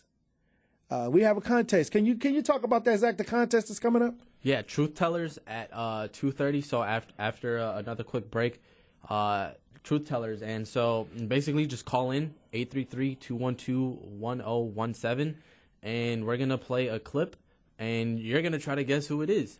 And if you get it right, you can get some Truth swag. Oh, some Truth apparel. Yeah, we got Truth prize packs to give out. And I think you got the information on what's actually in the pack. When we come back, we're going to let them know what happened. All right. Stay tuned. The contest information is coming up next. 1017 The Truth. It's the Tory Lowe Show. We'll be back. This speech is my recital. I think it's very vital to rock around. That's right. On time. It's tricky. It's here we go. It's tricky to rock around. To rock around. That's right. On time. It's tricky. It's tricky. Tricky. Tricky. Tricky. It's tricky to rock around. To rock around. That's right. On time. It's tricky. Tricky. Tricky. I met this little girlie. Her hair was kind of curly. Went to her house and bust her out. I had to leave real early. All they just say is please me, or spend some time and rock around. I said it's not that easy. It's tricky to rock around, that's right, on time it's tricky. How is it, B? It's your boy Tory Lowe, we back. We got a contest. Hey, this is our first contest. We want to hear from you. Hit the lines, 833-212-1017. This contest is the Truth Tellers. If you guess it right, you get to get our prize package: a Truth T-shirt, a mask, or a winter beanie with other swag items. Call in 833-212-1017. I think this is the one where we want to get everybody familiar. Yeah, this contest is to get everybody familiar with surprise black voices, Truth Tellers. So we're going to play a clip. It is now time for the Truth Tellers on the new 1017 The Truth. Who that? Who that? Who that? Who that? Hey, who that? I do not hate people because their skin is white. What I hate is evil and injustice and exploitation, whether a black does it, whether a white does it, whether a Jew, a Muslim, or a Christian does it. If you know that voice, call in. 833-212-1017. Call in. You know that voice, don't you, Tory? I know that voice. You need me to play it again for you? Play it one more time. I got you. I do not hate people because their skin is white. What I hate is evil and injustice and exploitation, whether a black does it, whether a white does it, whether a Jew, a Muslim, or a Christian does it. I think I know who that is. I know who it is. I know who it is, but I want to see who know who it is. Call in 833-1212-1017. And if you guess it right, you can get our Truth prize pack, and that includes a Truth t-shirt, mask, or winter beanie, and other swag items. So call in. We got a caller on the line. Once again, I think I know who it is, but I want to see, do you guys know who it is? Once again, hold on. We're going to go to the lines right quick.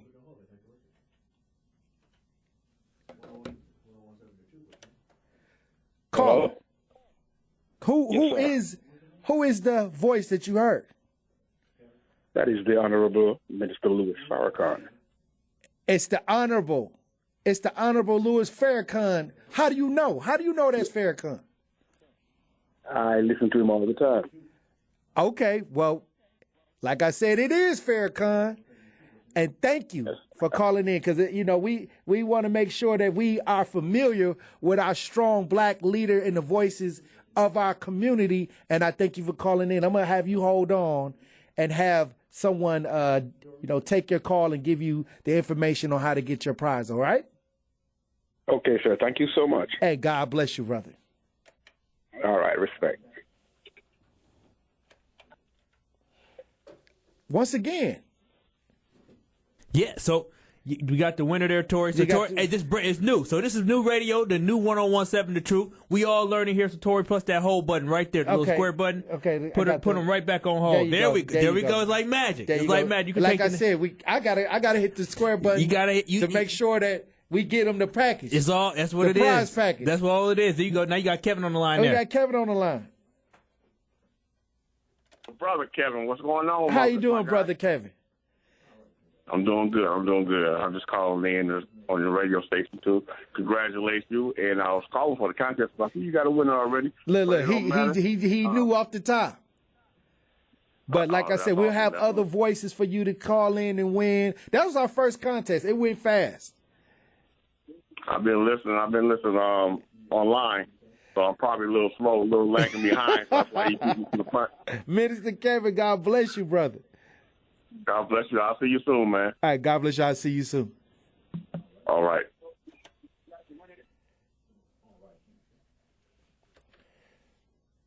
All right, hold on. We got a next caller. How you doing? I'm doing pretty good. Somebody already got the contest, but do you have anything to say? Any words? Yeah, I just have to ask Tory some questions. I know he helping out, all the work he do in the community. Just trying to see if he gonna have any resources on child support and stuff like that. Oh, of course. We're gonna have attorneys come in and talk to everybody, give advice on those issues as far as child support, especially during COVID-19, where some people cannot even actually work, and actually, some jobs are shutting down. Over 4 million jobs was lost. So we're going to try to get that information out soon as possible. We got the whole week, Monday through Friday. So tune in, stay tuned, stay locked in, because these are the issues and the ideas that we have to put out there for our community. And I think we need to bring awareness, because a lot of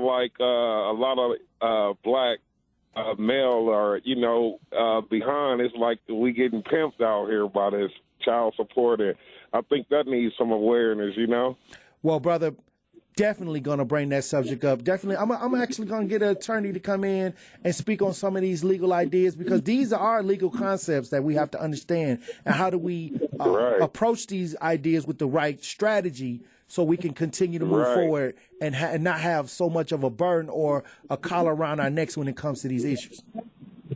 Right, man. I appreciate what you guys doing, man, and I'm going to stay tuned, man, and man, I'll be calling in, man. And I appreciate you, too, and thank you for calling in, brother. Thank you. Now, that contest went quick. Very, very, very quick. It seemed like everybody on the line knew who that was. Everybody on the line knew who that was. And actually, this was our first contest, so we're going to actually continue to have this. I think this is going on every day. Yeah, so this contest here, the Truth Tellers, is going on 5:30 today, but it's happening all day. Caller there, Ricky, he actually was calling in earlier during the Truth with Sherwin Hughes. But this is a contest that we have all throughout the week where our listeners and fans have an opportunity to win a prize pack here. So that was the winner number 3 of 20 for this week. Man, you know what?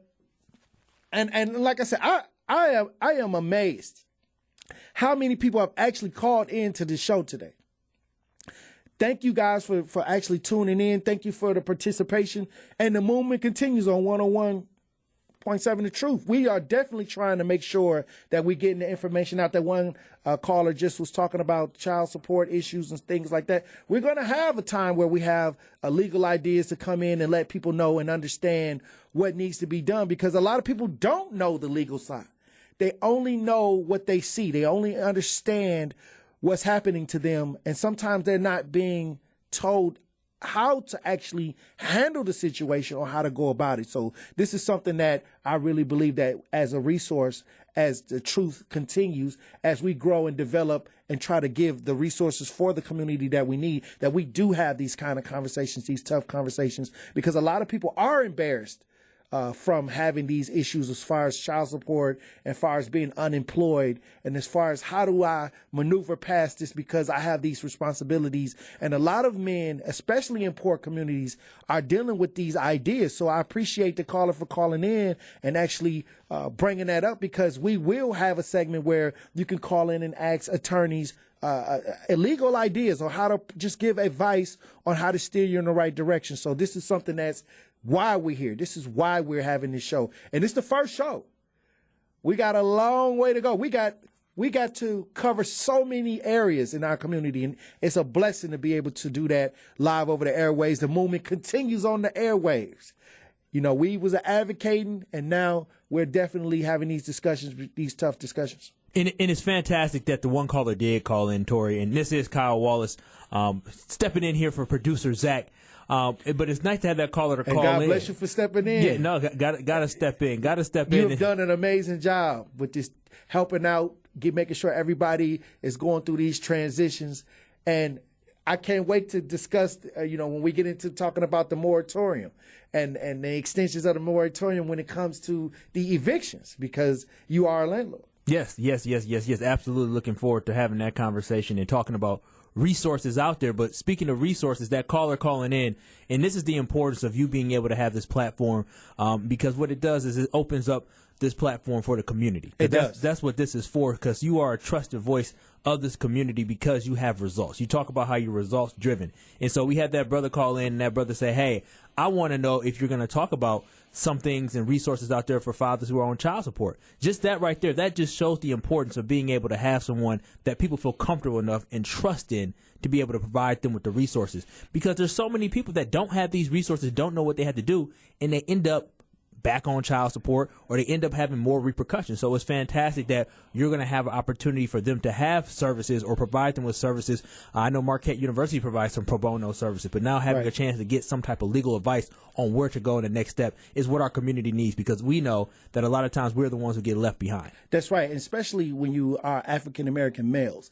And I was telling someone the other day, when it comes to black men, a lot of people shy away from actually giving them a lot of the resource available in the city of Milwaukee. When I deal with black men, it's like I already know it's going to be an uphill battle to get them like if it was a woman and child, that may come a little bit easier than when it comes with a black male. So you have to make sure that we're giving everybody the equal energy and resources, and no matter if they're male or female, black, white, we just have to make sure that we start progressing these ideas and not letting certain mentalities dominate our decision making on helping each other. We have to break these boundaries. We have to make sure that we get the resources and information to those that are most affected, whether it's man, woman, and child. And this is what we're here for, and this is what we're going to try to do here on The Truth. So we'll be back, and we'll be talking about the moratorium. And then we're going to talk about what did you do with that STEMI check. Call in to The Truth. Call into The Truth, 833-212-1017. Hit the talk to text line at 212-10.7. Follow 10.7 The Truth on Twitter, Facebook, and Instagram. Download 1017 The Truth app on the Apple and Android app stores and listening to us live on the Truth app. Just download the app. Download it. We'll be right back. It's your boy, Tory Lowe, 101.7 The Truth. Stay tuned.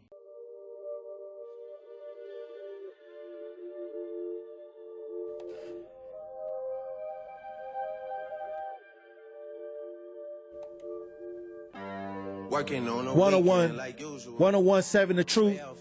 Tory Lowe Show, we're back. Thank y'all for tuning in. I really appreciate it. I really appreciate everybody for tuning in. This is my first show, the Tory Lowe Show. This is my first show. It feels good to be able to be a resource. We're taking the movement to the airwaves, and the movement continues on 101.7 The Truth.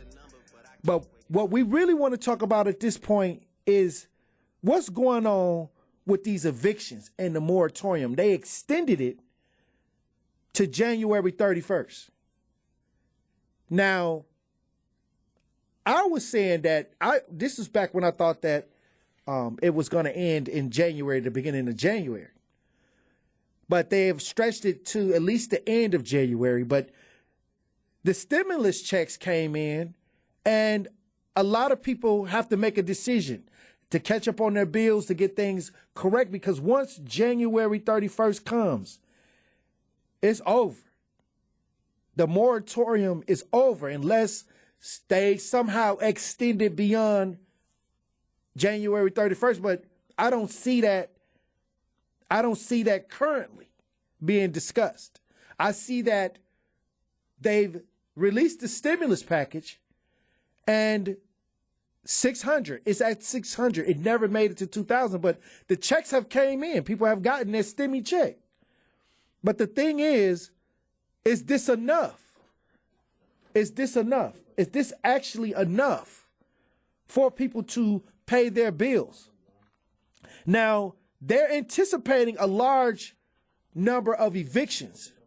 And I've been telling people, if you Google Tory Lowe and evictions, or go on social media and put in Tory Lowe and evictions, 2 years ago, I was making posts about the new homelessness in America will be African-American women and children due to evictions. Because as we know, evictions is like having a felony. Evictions is like having a felony. But right now we got a caller. We're going to go to the call lines because Yvonne is on the line. How you doing, Queen? Hello. Okay, how are you? How you doing, Queen? How you doing today? I'm doing okay. As a retired educator, yes, you're right. The new homeless will be the mothers and their children. Mm-hmm. It's something I didn't have to deal with. I had a duplex when my son was born, and then I decided to buy the house across the street from my parents. Mm-hmm. So we'd have just the one family.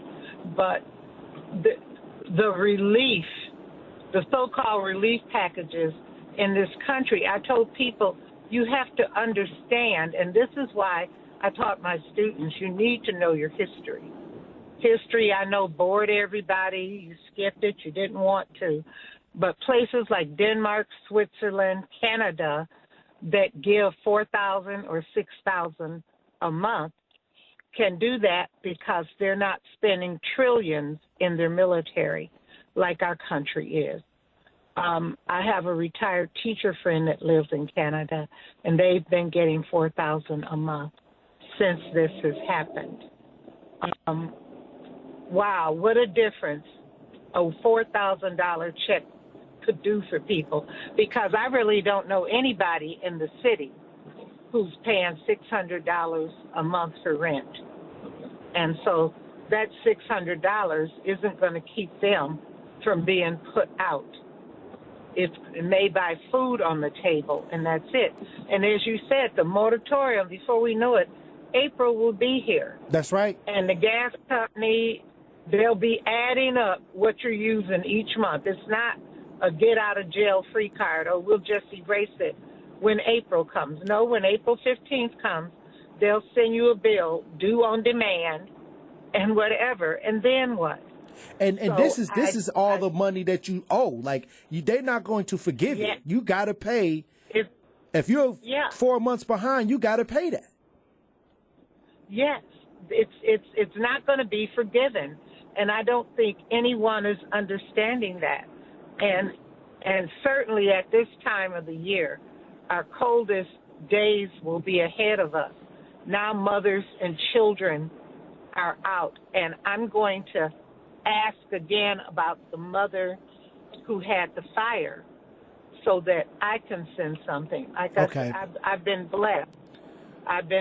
My son is 31 and on his own and doing fine, and I'm doing fine. I just can't imagine. I just cannot imagine. And these are hard times. Where do you think the turn happened when women can't have decent housing in 2020 and 2021, coming into 2021, and they're facing evictions? There used to be a lot of help for women and children. And what do you think happened over the years? I think people's hearts got hardened, if I can say that. They hardened their hearts to it. They thought of, well, why are women having children and no husband or no man in the house who should take care of this for them? And I think they started figuring those resources should dry up and go elsewhere for whatever reason. And I just cannot imagine. I can't imagine at this point. It kind of sounds like the same system that started the breakup of the black family is now pointing the finger at the black family. Yes, exactly, because I try to tell that story to people. After slavery, our men went looking for their families, their children, their wife, or whoever the master let them procreate with. And we had intact families. It wasn't until they introduced the idea of you can get money, but the man cannot live with you when you get this. See, they had to break that down because we were succeeding. We were doing things right. We were buying houses and cars and having things. And then, they destroyed our communities at that point. Yes, ran freeways through the neighborhoods and dropped bombs on a few neighborhoods. Black Wall Street. Well, listen, we don't have to go back that far. In Philadelphia, I watched it on TV.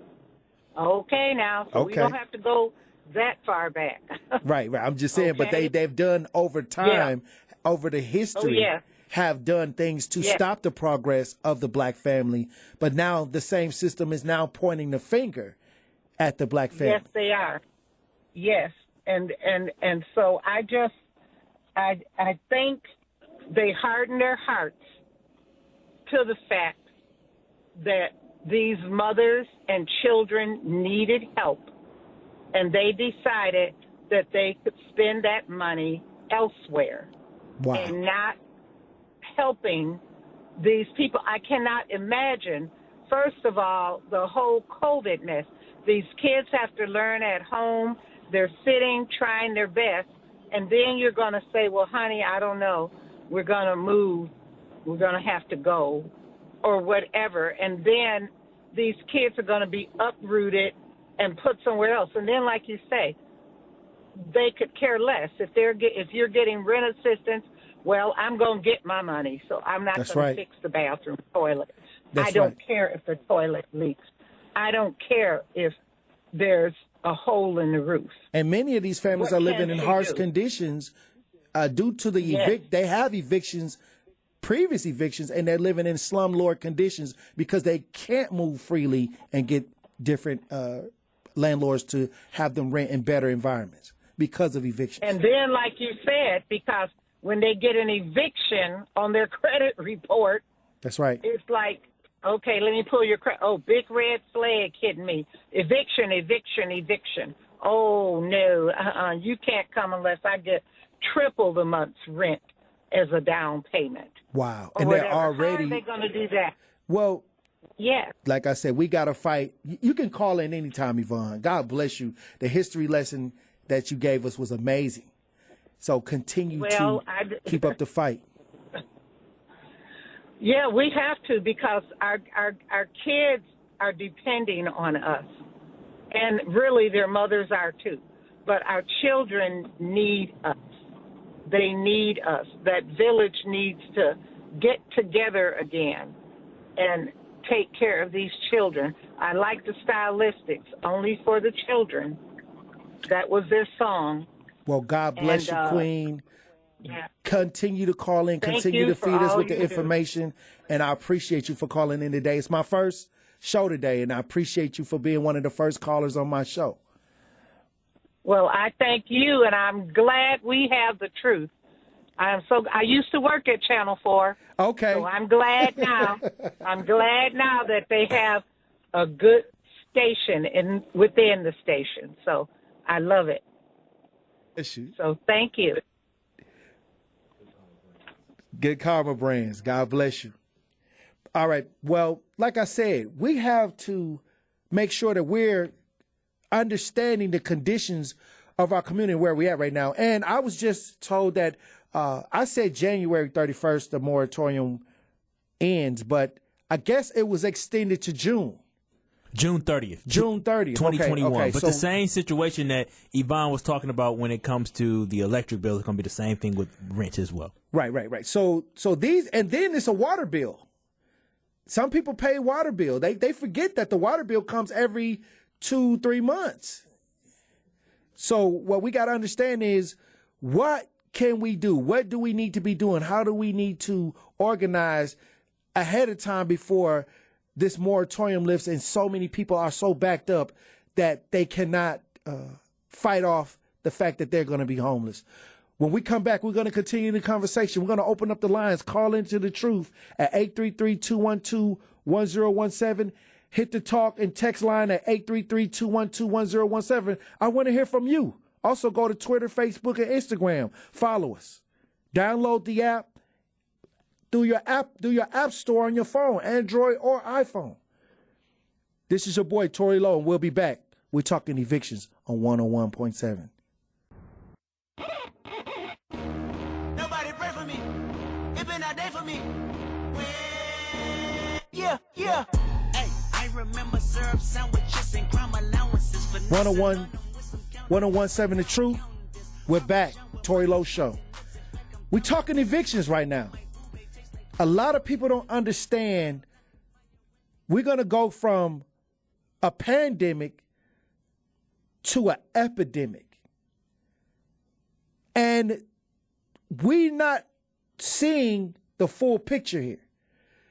We've been in this pandemic situation for almost 12 to 13 months, 14 months. And a lot of people are behind, so financially behind. Over 14 million jobs lost in America. And we already had it bad in the black community, because even before COVID-19 hit, black male unemployment was high. There were hardly any jobs already.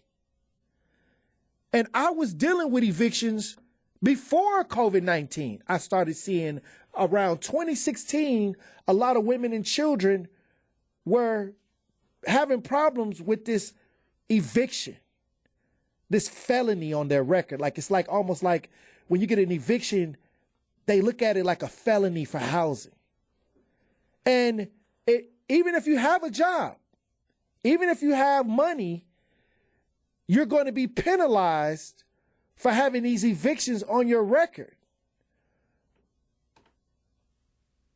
There are women right now, women and children sleeping in cars right now. I'm talking about before the COVID-19 even hit. I started seeing this wave come around 2016, where I started getting calls from women who had nowhere to go because they couldn't find a place due to evictions. And if you were fortunate enough to get a place, it was run down. the slumlords would hold you kind of captive because it was no other place you could actually go. So when they had you in these dilapidated housing ideas, these slumlords would pile up the evictions on these women. Several evictions, filing for evictions every month because they were, complaining about the house, how it was the upkeep of the house, that it was not able to serve their needs. So now they have 4 or 5 evictions dealing with a slumlord. Now they're facing the COVID-19 pandemic where they can't even work because their children are home. There's no daycares open. They don't have any family members or anybody they can trust to keep their children. So a lot of people are not fortunate enough who would normally be working. They're not actually working right now, or they're having a difficult time working due to the fact that NPS is shut down. Now, I go in the suburbs and some of the schools are open. Some of the children are going to school right now. I had an issue with the fact that some of our children in Milwaukee in NPS are not even playing sports right now. So it's like our community is completely shut down. And some people are struggling to find employment. So the stimulus check was very important. That this $600, even though it may not even pay the energy bill, it may not even pay the rent, because if you got a woman and you have 2 children, you're a single mother, that's not paying a 3-bedroom, $600. But you get $600, and I guess you get $600 for each child. So if you got, a woman and 3 children, you got 4 people getting $600. So some people can kind of manage certain bills, but if you can pay the rent or kind of make a dent in what you owe, you still got the electric bill. And when April comes, those things become a problem. Those things start piling up. And also, some landlords make you pay water bill. They add the water bill onto the rent, and now that bill is piling up. So you have different situations, and then you have to make sure that you eat. So I think there's some type of food share. Some people are qualifying for food share, so I think that's not a huge issue. Plus, there's a lot of food being given away. Every time I look on social media, there's people feeding. People have truckloads of food. So the food is there. If you can't get any food right now, that means you're not even plugged in. There's food all over the place. All you have to do is post where it's at, because they're Feeding America. A lot of these organizations are getting the food into the community by the truckloads, boxes of food. I've seen it. But my concern is, when it comes to the black community, is how do we prepare for June? How do we know it's the beginning of the year? We have at least to June. And then after this moratorium is lifted, how do we plan to stop what we see is going to happen once the moratorium is lifted, once all the stimulus checks are spent? Where do we go from there? Do we just allow Child Protective Service? Because Child Protective Services is in the wings. A lot of people don't understand that CPS will find a way to get some of these children. They may not get them all, but some women will find themselves dealing with Child Protective Services due to being homeless. And some people say that you can't lose your children to CPS due to poverty. But see, when they come, they'll find other things. It's not the poverty. Is that the worker will try to find other things to take your children. And once you sign the temporary custody paper and the medical for them to do the medical, you just signed your children over to CPS for almost 2 years. You got to understand how to handle this situation, and we have to get ready. And I want you to call in. I want people to call in with suggestions. What do you think? What do you think that we have to do to get ready for when women and children are left homeless after the moratorium? Because they're going to be backed up for months with rent, bills, the landlords down at where they file the evictions. That line is going to be super long because there's going to be so many landlords waiting to file these evictions because they got an issue with that. They have to pay for the mortgage. They have an issue too. That's a whole different idea. By them being homeowners, that don't mean that they have it made. They still have bills too, even more bills due to being a homeowner. So what are some of the solutions? It's your boy, Tory Lowe. Call in if you're listening, 833-212-1017. And if you're at work and you can't call in, you can text. You can text 833-212-1017. I want to understand, how can we handle it? Some ideas, some strategies that we can use. I think the biggest thing, Tory, is the fact that the government, some people don't like the government playing too big of a role, but the government plays a big role all the time. The airline industry got bailed out. Back in 2008, 2009, the car industry got bailed out. So there needs to be something to understand that we are dealing with real humans and people. It's livelihood. And why is it a struggle to bail the people out? Why didn't they give the $2,000? Why is it so hard for the government to understand that we were restricted due to COVID-19? How many people in the government that made those decisions have actually struggled? How many of those people they may campaign and run commercials and may come into the communities, but how many truly understand what it feels like to be struggling, to live paycheck to paycheck? I don't think nobody up in high politics have ever struggled in their whole life. And what I think is, when you don't have the attachment to the disenfranchised community, you don't care. They don't have to suffer. They don't have to live without. So when it comes to making these decisions, the wrong people are making these decisions. And this is the truth. We're starting to find out who truly cares about the American public, especially during times of tragedy, pandemic. So many people are dying. So many people are losing their jobs. This is the time to bail the people out right now. And it's not happening. And on top of that, because there has been money that has been put towards it, there's a lot of programs out there for rental assistance. But for one thing, these programs need to be making sure that they're in the community, making sure people understand that they're available to them. Because that is something that is essential to be able to survive. It's the fact that a lot of people, we talked about it before, education.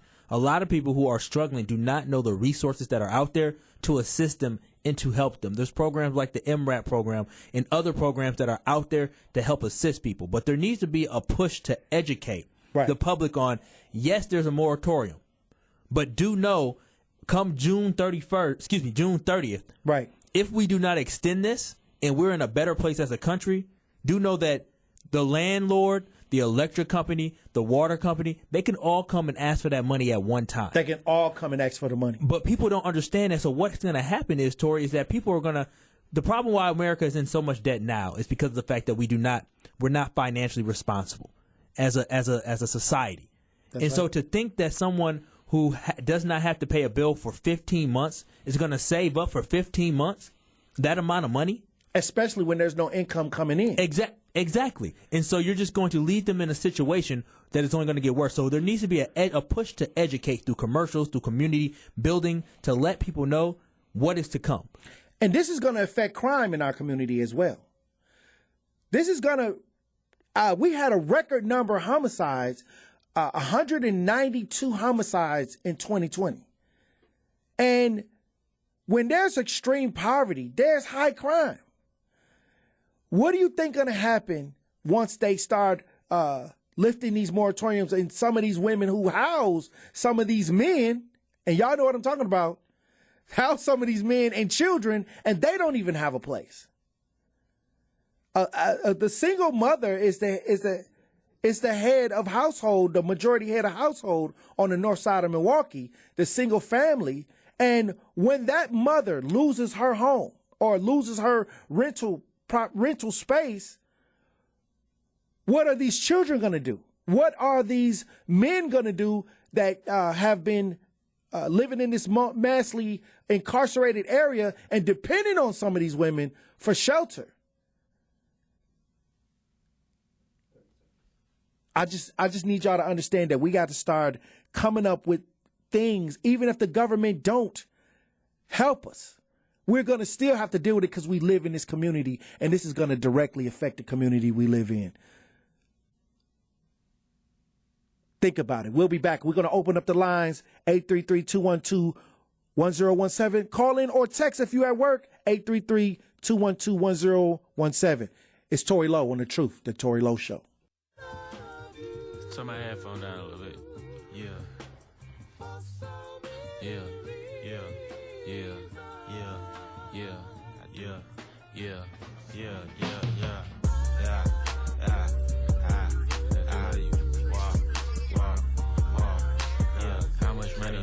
1017 The Truth. So many things that we could talk about today. It's my first show. I'm not going to try to throw it all at you today. I'm going to try to calm down and actually take my time and work through some of these issues because we have so many fires in our community. So many fires. And send up prayers to the families that were affected by fires over the last couple of days. There's been a lot of families dealing with it, dealing with fires, dealing with losing everything. And shout out to everybody who gave. Once again, I want to rethink everybody who gave. I thank you so many times on Facebook. I thanked you guys at the top of the hour.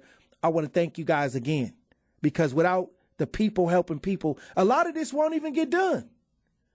A lot of things are slow to come in our community, and I thank everybody who didn't have it that gave. We got to continue. We got to continue to give. We got to continue to show the love so we can get it back when we need it in our time of need. But last year, 2020, we had a huge issue with violence. And it was one of the record recording years. 192 deaths. Now it's early in the year and we had a double shooting after New Year's. How do we work to reduce the violence? Because we'll never stop the violence as long as we have unemployment and poor education. And Milwaukee leads the country in some of the worst educational ideas when it comes to the public education system here in Milwaukee. And we also have a huge unemployment, black male unemployment problem. So with those two ideas, it's gonna give you a plethora of issues when it comes to violence and crime. But what can we do until we can resolve some of these educational issues and employment issues to reduce the violence? Because one person cannot take that on. It takes a community to save a community. I've always suggested that we need people on each block to have resources available to give to those that encounter violence. We have to make each block its own entity to make sure that people know what to do, know how to get to the families, and know how to give them the resources when it comes to shootings. Because you don't even know when a shooting is going to take place. Nobody knows the day or the time when someone may get shot at any time. But what we can do is work to better the community, to get everybody more unified to try to reduce some of this energy that's taken over our community, this dark energy that has taken over our neighborhoods. And also you have an issue with reckless driving. We call Capitol Drive death row. It's so many accidents up and down our streets, especially on Capitol. I get called to several accidents a year just on Capitol. And this is not including, the other streets where accidents happen. But I know when I come down Capitol and I take that turn to go up Capitol or come down Capitol, in my mind, I'm like, okay, I'm riding on death row right now. This is like, I'm just looking, I'm aware, I'm trying to pay attention. But like I say, what can we do to stop some of this recklessness and this kind of hardcore behavior that people immediately have to go to violence to resolve an issue? This is something that we have to work on. And if anybody has an organization, call in. 833-212-1017. Let me know what you're doing. Let me know what you're doing to kind of help us reduce some of the violence in our community. Oh, we have a caller on the line. Caller, how you doing? I'm good. This is Liz Brown again, Ken. How you doing, Queen? I'm good. I'm listening to the show and, feeling helpless because you speaking about violence. I mean, we're speaking about all of the issues that we lack in the city of Milwaukee and the violence, just violence around the clock. Even when we're talking about the housing situations, because what people don't understand during the pandemic, that these are families that were already low income, working paycheck to paycheck. That's right. To a point where if we caught a flat tire, that interrupt. We're taking from somewhere else to pay to get that tire. Robbing Peter to pay Paul. We're already in the negative. Correct. On top of the fact that the mothers that are being evicted, an eviction on a single mother's record is like a felony. And that's a massive thing that's happening in the city of Milwaukee. And when we're talking about solutions to violence, the first thing we have to understand is that Milwaukee leads, we're the worst at everything. That's right. And we have to understand that all of the violence that we're talking about lead laterals, that a side effect is violence. Definitely has a huge lead issue. We was going to talk about that tomorrow. We was going to bring this lead poison idea out tomorrow. But you're right. Yeah, because the violence, but we have to make sure we keep that at the forefront of our minds, because when they yell about violence and, the quote unquote, which I don't believe that there's no such thing as black on black crime, it's just crime. However, when you have all of our area being infested with lead poison and then the side effects, because I am an individual who dealt with or had high lead laterals as a child. Mm-hmm. So we're talking about, I'm over 40. So we're talking about children, men, women, and children that have these same issues, and we're put in the same space at the same time, and you're expecting there not to be any violence, and we haven't had any lack of mental health services. All of these nonprofit organizations in the city of Milwaukee, because we lead in that too. We have so many, but where are these? Who are they that's receiving the money, and what is it that they can do? Because again, me and you both know, because we've worked a couple cases together, that there is no funding when it comes to, our children crying out, needing mental health. We're talking about women and children going to the doctor and them not believing them due to what it is. If I tell you that my pain is a 10, you want to tell me that it's not a 10, because if it was a 10, I wouldn't be able to talk to you. Like, the issues in the black community is the lack of understanding and those believing us when we say something is wrong. And that's the problem in the city of Milwaukee and every black urban city in America, that we're not being believed when we saying certain things. And it's just, for me, I just really feel like... And it's almost like we're being pushed to the side. It's being downplayed, it's being watered down, or it's just not, we're not being heard. And so that's another beautiful thing about, talk radio, the Truth Talk Radio, because now we have a voice. Now this is a platform where we can speak out so individuals can understand exactly where we're coming from. And it's not even to a point of making them understand. It's just to the point that somebody else out here, like yourself and myself, who see this every day, now this is a place where our voices can be heard, and then like-minded individuals that's suffering can come together and get some conclusions, because the world don't seem to be listening, no matter how loud the cry is. And you made a great point when you talk about the lead issues and the lead crisis that was going on, because that was a huge thing before COVID-19 hit. Exactly. And it just kind of just disappeared once. It always disappeared. Once COVID-19 came up, the lead crisis kind of went underneath, and the health department was under investigation before COVID-19 due to the lead issue. Hey, on top of the fact that, it goes back to the Common Council, it goes back to these beyond high land taxes that we're paying for our houses, on top of the fact, the bottom line of what the side of lead poisoning is and what it does. And when we're talking about violence, until we can get to the gist of it, which the lack of care, the lack of, we lack everything in the city of Milwaukee. It's the worst place for a black family, a worst place for a black individual. The bottom line is, until we go attacking the real issues, because we can blame people all day, mass incarceration.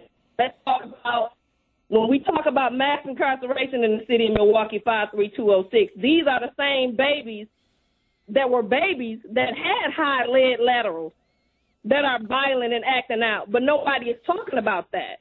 And we're talking about the COVID-19 right now. I'm receiving so many inboxes from the prisons in Racine and the surrounding, because you got the officers coming in with COVID-19 and giving it to the inmates, and they are already sleeping on top of each other. Like, the issues that this city have and continue to have, and our cries is not being met. So again, the leadership in Milwaukee needs to be held accountable. So do you feel that it can't be this bad?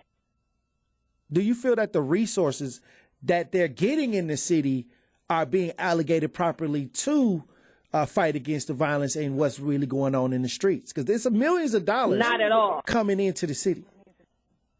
It's definitely not being allocated to helping. And that's another thing that needs to happen. There should be a board of individuals that monitor monies that's being sent. Because we're talking about the MPS got COVID-19 money this year. So we're talking about millions of dollars that was supposed to give out care packages to each family with masks and hand sanitizer. None of these children have received that. So where is all of this money going? So it's the misappropriations of funds all the way across the board. And in the city of Milwaukee, this is the city that is known for having meetings to have meetings with zero results. And that's a problem. Well, like I said, we're going to continue to fight over and move the movement to the airways, because this is the conversation we need to have. These conversations about what's really going on. So we're going to go to break. Thank you, Liz, for calling in. I truly appreciate you, and I will talk to you. I'll talk to you soon as we get done, because we got to head down to Kenosha.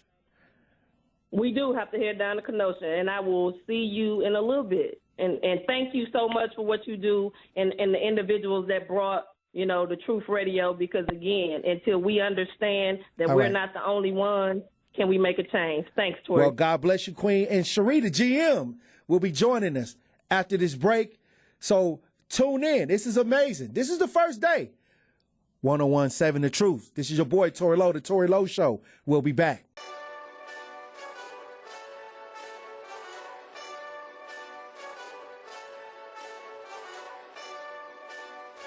.101.7 The Truth, Tory Lowe Show. We back, and we about that action today. This is our first day. We back. We celebrating. It's a celebration.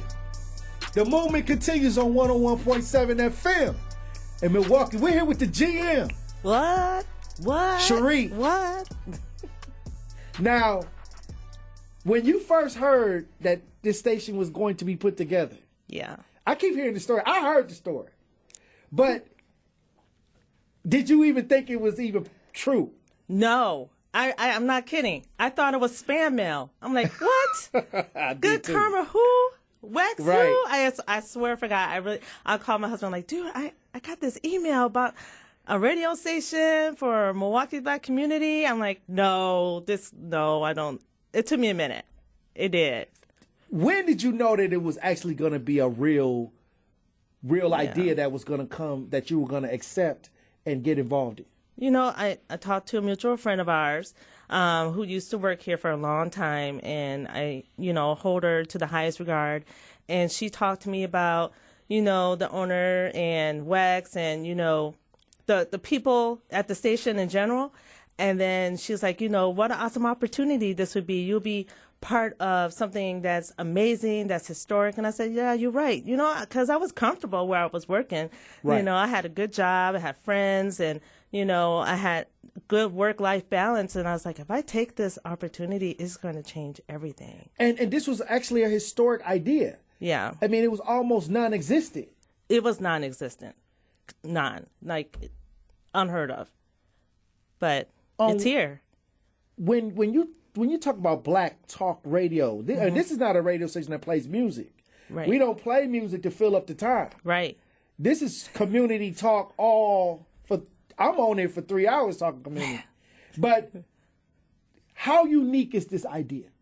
Well, I tell you, to talk about the community, the people, the culture for hours on end. I mean, you have to be savvy. This is hard, but you have to invite the people in your conversation. It just can't be all about you and your opinions and what you think how Milwaukee should be and what it used to be. That's right. Because it changes. It's different for everyone. I grew up in Milwaukee. It's not the same as it was for. I mean, that's 20-some years ago. Here we are in 2021. 2021. Some things have not changed at all, but a lot has, and some things are very unrecognizable. So when you were actually saying, okay, we're going to take this on, how did you start formulating what you needed to have to make this work? Let me tell you. Okay, so I have OCD. I'm not kidding. So I did talk to Wax, Steve Wexler, shout out. Woo. But and he talked to me about the station, the idea, the concept of the station, and then before I even decided, this is something I want to do, I did a lot of research. I researched all the markets, Black Talk Radio. I mean, locally here, of course, in Milwaukee and nationwide, just to see how many is out there, what are they talking about, what's relevant. And I just, this all came back to me because I did radio in college and I loved it. I just love talking to people. I love making people happy. I just love bringing something different to the airways. And I just said, this is it. We have to do this.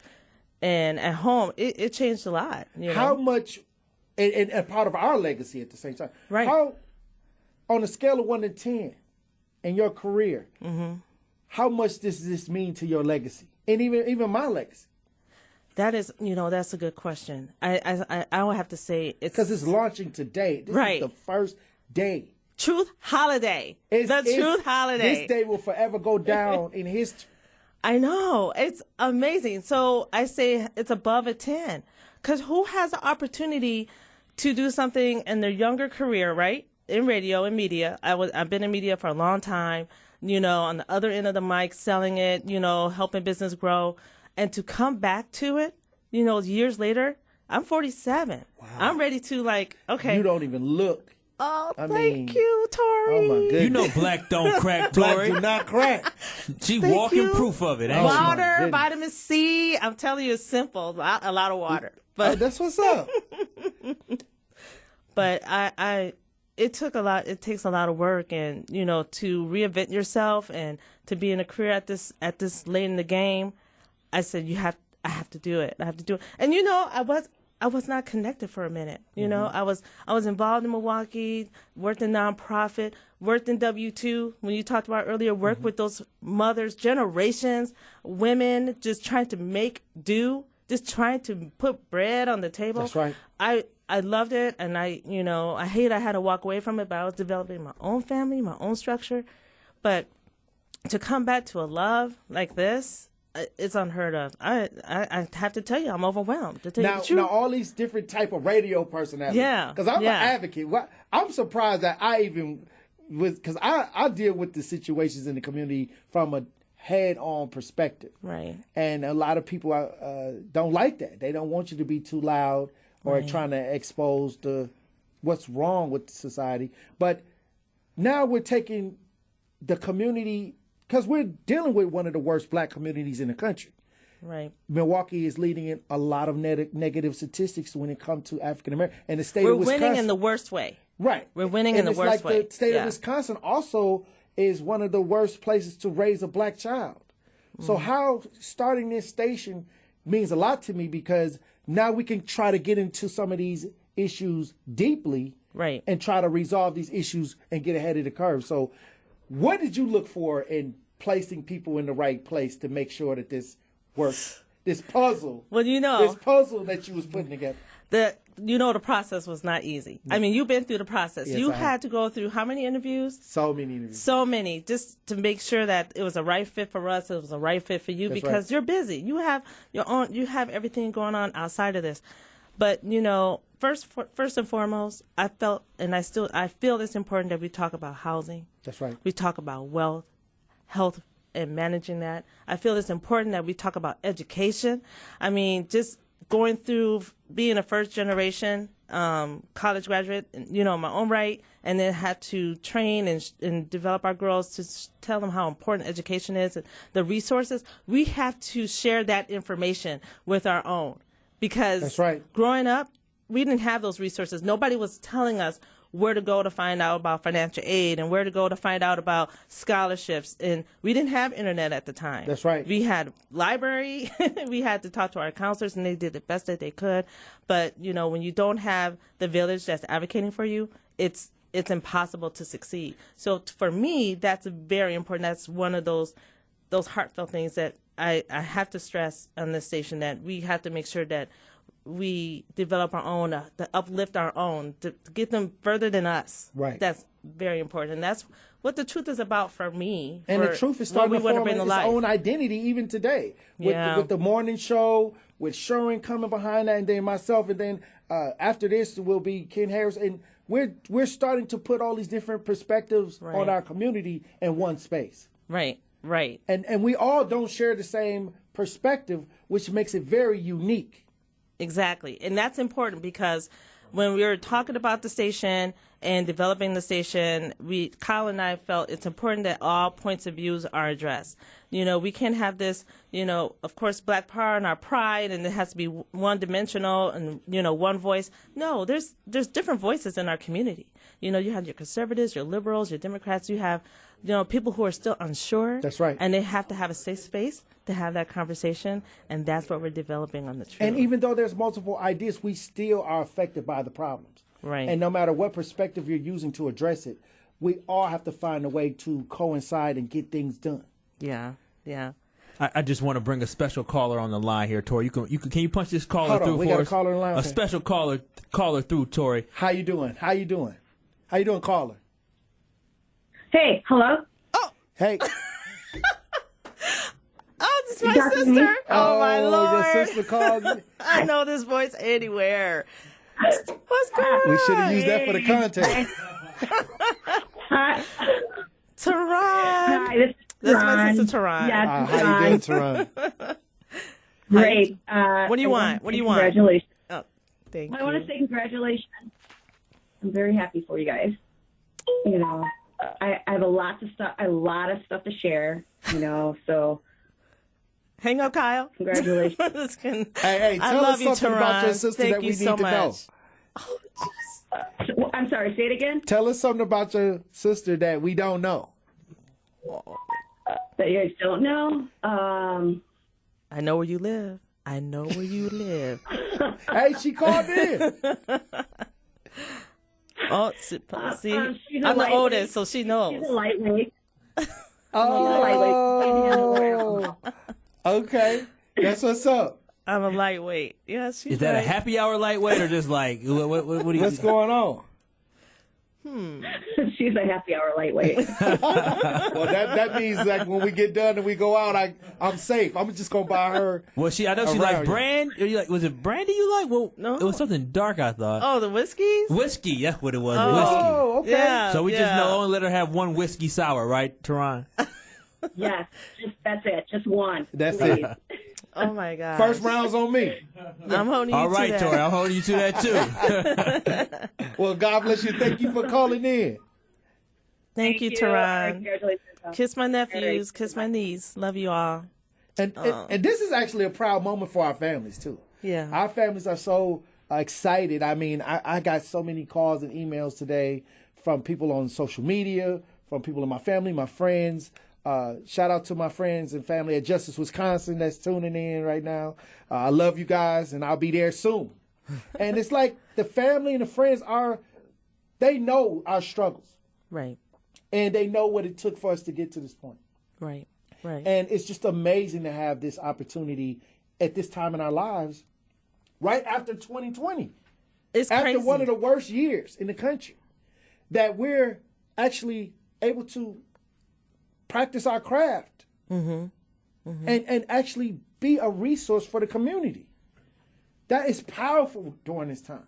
It's unheard of. It's very much unheard of. You know, I never thought in 2020, going into 2021, I'll be sitting here across from Tori and Kyle and be like, oh, I'm on the radio. Oh, you know, we gotta run this thing. We gotta make this powerful. I mean, I read about you. I've seen you in the news. You know, I've heard so many good things, but well, this is like epic. I said, we coming down the line. We coming down the stretch. It's the first day. We own the truth. 101.7 FM. We'll be back with the Tory Lowe Show.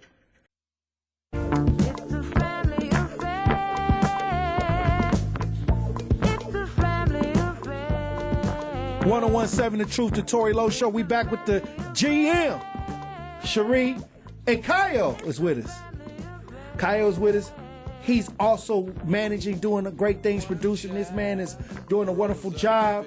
He been helping me out since Zach had to take a break. We came back with Kyle, and it's amazing. Today is the first day.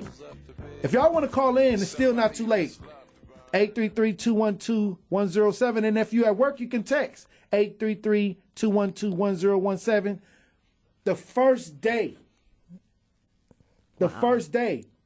This is amazing. It's been an amazing day. And we're still not done. No, we're still not done. We're still not done. We got a show coming on after this. Right. The Dr. Ken Harris Show. And you're going to be holding it down. I'm going to be holding it down.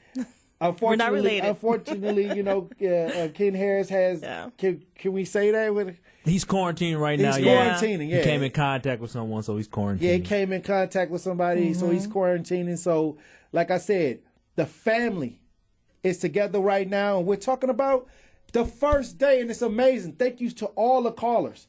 We got a caller. We got a caller on the line. God bless everybody for actually tuning in, giving us support, family members, community members. It's been crazy. It's been amazing. I mean, 7 a.m. on the air. I had one of my best friends call. She called in from Atlanta. Oh, wow. I almost cried in the car. I was like, what? All the way from the ATL. That's over 20 years of friendship right there. And when you have the Truth app, you can listen to it anywhere. Yes. So they can download the Truth app and get this. You can be in Chicago, all over the country, and listen to the show. That's right. That's right. Chicago, you can be in China, you can be in Brazil, you can be in Germany, you can be in Ethiopia, you can be in South Africa. Also, it's being streamed. It's being streamed online, so you can be anywhere, everywhere, anytime you want. Not only can you hear it live, but they want to hear the Tory Lowe Show 4 hours from now. They can go to the app and they can go listen to it on, what is it, the TuneIn, Spotify, Apple, and on our app. That's right. No excuses not to listen to the truth. Wow. We got a caller. How you doing, caller? It's Tory Lowe. Welcome to the Tory Lowe Show. Hey, Tory Lowe, this is Marmar. I'm calling What's up, Marmar? Give you some congratulations, man. Congratulations on the show, man. That's what's up. How you doing? I'm doing good. I'm at I just took a little 30-minute break to just congratulate you. Leanne wanted to congratulate you also on the show, so that's great. Well, you know, I appreciate it. I appreciate y'all to the utmost, and we got work to do. This is my frontline brother, Marmar. He walked to D.C. Wow. We walked to D.C. together. I mean, it was we didn't know we was gonna get in as much confrontation, as we did. But Marmar was definitely one of the ones that was carrying the bullhorn, and he was very vocal during the trip. He was one of the young men that was standing on the front lines with us. How was that for you, Marmar? I mean, when you walked to D.C., what emotion, what feelings did you incur when you was walking those streets and encountering those conflicts?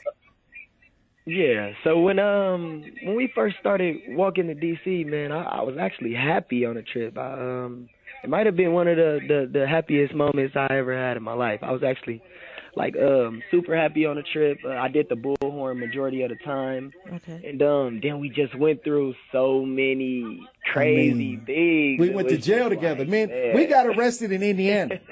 I read about that. Me and Mama. That's the young kid other than Frank. It was me, Frank, and Mama that got arrested in Indiana. And what was and why? They just was trying to stop us from walking on the side of the road. Yeah. Okay. It was just crazy. I mean, but we stood our ground, and we still ain't addressed those tickets. I still ain't addressed, but I don't care. You know, I'm fighting for my rights. I'm not going to report for that. I'm not going to court for that. Does it accumulate interest, or how does that work? If it end up on actually, if you go to Indiana, then if you get pulled over, maybe they something may happen. They'll take you to jail. Indiana don't play that. Yeah. Indiana, they'll take you to jail. But like I said, if I'm fighting for my rights, I don't care. Okay. Martin Luther King went to jail. Like, you got to go to jail. When you fight for what you believe in, that's just come with the game. And if you ain't ready to play the game, don't pick up the joystick. I heard that. So that's real. God bless play the game. Don't pick up the joystick. God bless you, Mama. No, he's not at home. Yeah. He's not at home on the kids. And thank you for calling in. Thank you, Marmar. No problem. Yeah, congratulations. I just want to say you got my utmost support, and I'm watching 100%. Thank you, brother. I'll see you soon. No problem. I'll see you soon. God bless you. Bye-bye. Wow, that's incredible. We got another caller. How you doing? Caller, are you still there? I'm here. Oh, what's up? What's going on? Congratulations. Congratulations to the biggest, best brother in the world. How you doing, bro? It's my brother Theo from Vegas. Oh, wow. All the way from Vegas? He's calling from Vegas. All the way from Vegas. We listening in Vegas. We all tuned around the radio like the 50s. But I just wanted to congratulate you. You know, you talking about putting the joystick down. You beat me at all the games when I was a kid. You never let me win anything. You always, nobody knows that you wear so many hats. You wear so many hats. You big on the field. You don't talk about how you beat everybody in college and you beat everybody at North Division. We don't talk about none of that. But I just wanted to congratulate you. I love you. You're doing an awesome job. Man, I'm just so proud of you. Everything that you're doing, and the best is yet to come for 2021. And God bless. And you got the DVD out on Amazon Prime, Milwaukee in Pain, about coronavirus. Yes. We're talking about Milwaukee, being, one of the worst states for coronavirus in the black community. And definitely it's on Amazon Prime. Go and check it out. But, we got some bigger things coming this year.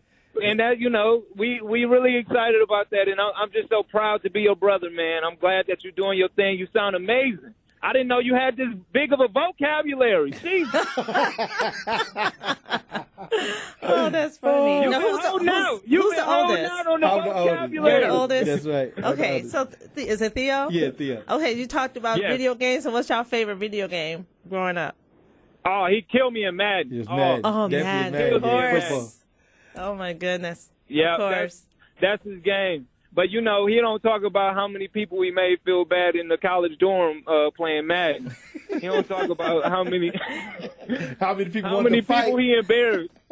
Yeah. He don't talk about how many girlfriends he got from being their boyfriends in Madden. That's we don't want to talk But about no, that. It's awesome. It's awesome to hear you. I'm so proud of you. You're so man. crazy. I'm really proud of you. And 2021 is your year, man. Well, God bless you, and I love you, and I'll talk to you soon. And thank you for calling in, bro. All right. I'll talk to you later. All right, talk to you soon. All the way from Vegas. Look at that. You got family everywhere. You have to feel proud. Man, You have to feel proud. He That's actually incredible. He actually went to Vegas and became a sound producer. Did sound production when COVID-19 hit. He started doing documentaries, and now he has his first documentaries on Amazon Prime right now, Milwaukee in Pain, and that just happened, and I'm very proud of him as well. Oh, everybody needs to check that out. Oh, we got another caller. Oh, how you doing, caller? Hey, good evening, Tory Lowe, and the young lady that is along with you. I'm a regular caller to some of the radio stations in Milwaukee, and I just wanted to call to thank you for all of the efforts that you have put forth in our community. Thank you for the fights that you have been against and the example that you're setting as a black man. And I just wanted to congratulate you on your first radio program. God bless you, brother, and I appreciate you, and hopefully we can grow together and make sure that we can take over the airways, put the movement in the air so we can get our people ready and get ahead of the curve. I appreciate you for calling in. Okay, thank you, sir. God bless you. Once again, the community is with us. They coming in, they chiming in, they're free to express themselves. Right. They're free to tell their truth. I think, with being embraced, this platform is exactly what it's meant to be. It's meant for people to call in and people to speak their truth and chime in and learn. I learned a lot today, especially in Sherman's show. Man, I was sitting there writing down notes about the history and everything. Well, and that's my brother. I was so glad to see Sherwin Hughes with the truth. Yeah. I mean, over the years, when in my movement on the ground, he has been the one that would allow me to come in spaces that nobody would allow. Like, he would have a show at his old station, and nobody would allow me to come on and talk about those tough issues. And he would just have me come in and talk about it. And he was one of the first people that wanted to discuss some of the real hardcore issues in the community. Right. And I love him for it. Like, when I see him, I know it was meant. I know. It's definitely a blessing. And I tuned into a little bit of his show, but when I talk to him now as a colleague, we just look at each other and laugh and smile because we kind of almost knew that this was destined to happen, us working together at some point in our lives. Comes full circle. It does come full. And that's what allowed me to know, like, okay, this is what's right. It feels good. It feels right for the community. That's right. That's right. Well. This is your boy, Tory Lowe. This is my first show. We about to exit. Ken Harris show is next. I got a little bit of more time. So, like I said, make sure that you listen live from the Truth app at 101.7thetruth.com. Download 101.7 The Truth app on Apple and Android stores. Follow 101.7 The Truth on Twitter, Facebook, Instagram. Call in 833-212-1017 any day. Express your truth. We sharing ours. Share yours with us. I'm here with the GM, Cherie. I'm here with Tory Lowe. And Kyle. Kyle, you know what? I appreciate you because he the one that we talked, and I didn't believe him at first. I didn't know if it was going to be true. Tory was ghosting me at first. I was like, have you talked to Tory? Is he on board? You should. I didn't know. I was stalking. But now we here. 2021 going to be that year where we take radio, black talk radio, to that level where the resources and people can get the information they need. I'm excited. That's what's up. So that's what's up. Continue to call in. Continue to give your opinions because that's what we're here for, to get ahead of the curve and make sure that when we talk about Milwaukee, we have something positive to look forward to every day. Monday through Friday from 1 to 4. It's your boy, Tory Lowe. We're here for that action. What we seeing is the streets, the cops, the system, harassment, the options. Get shot, go to jail, or get your object. The lawyers, the part, they are.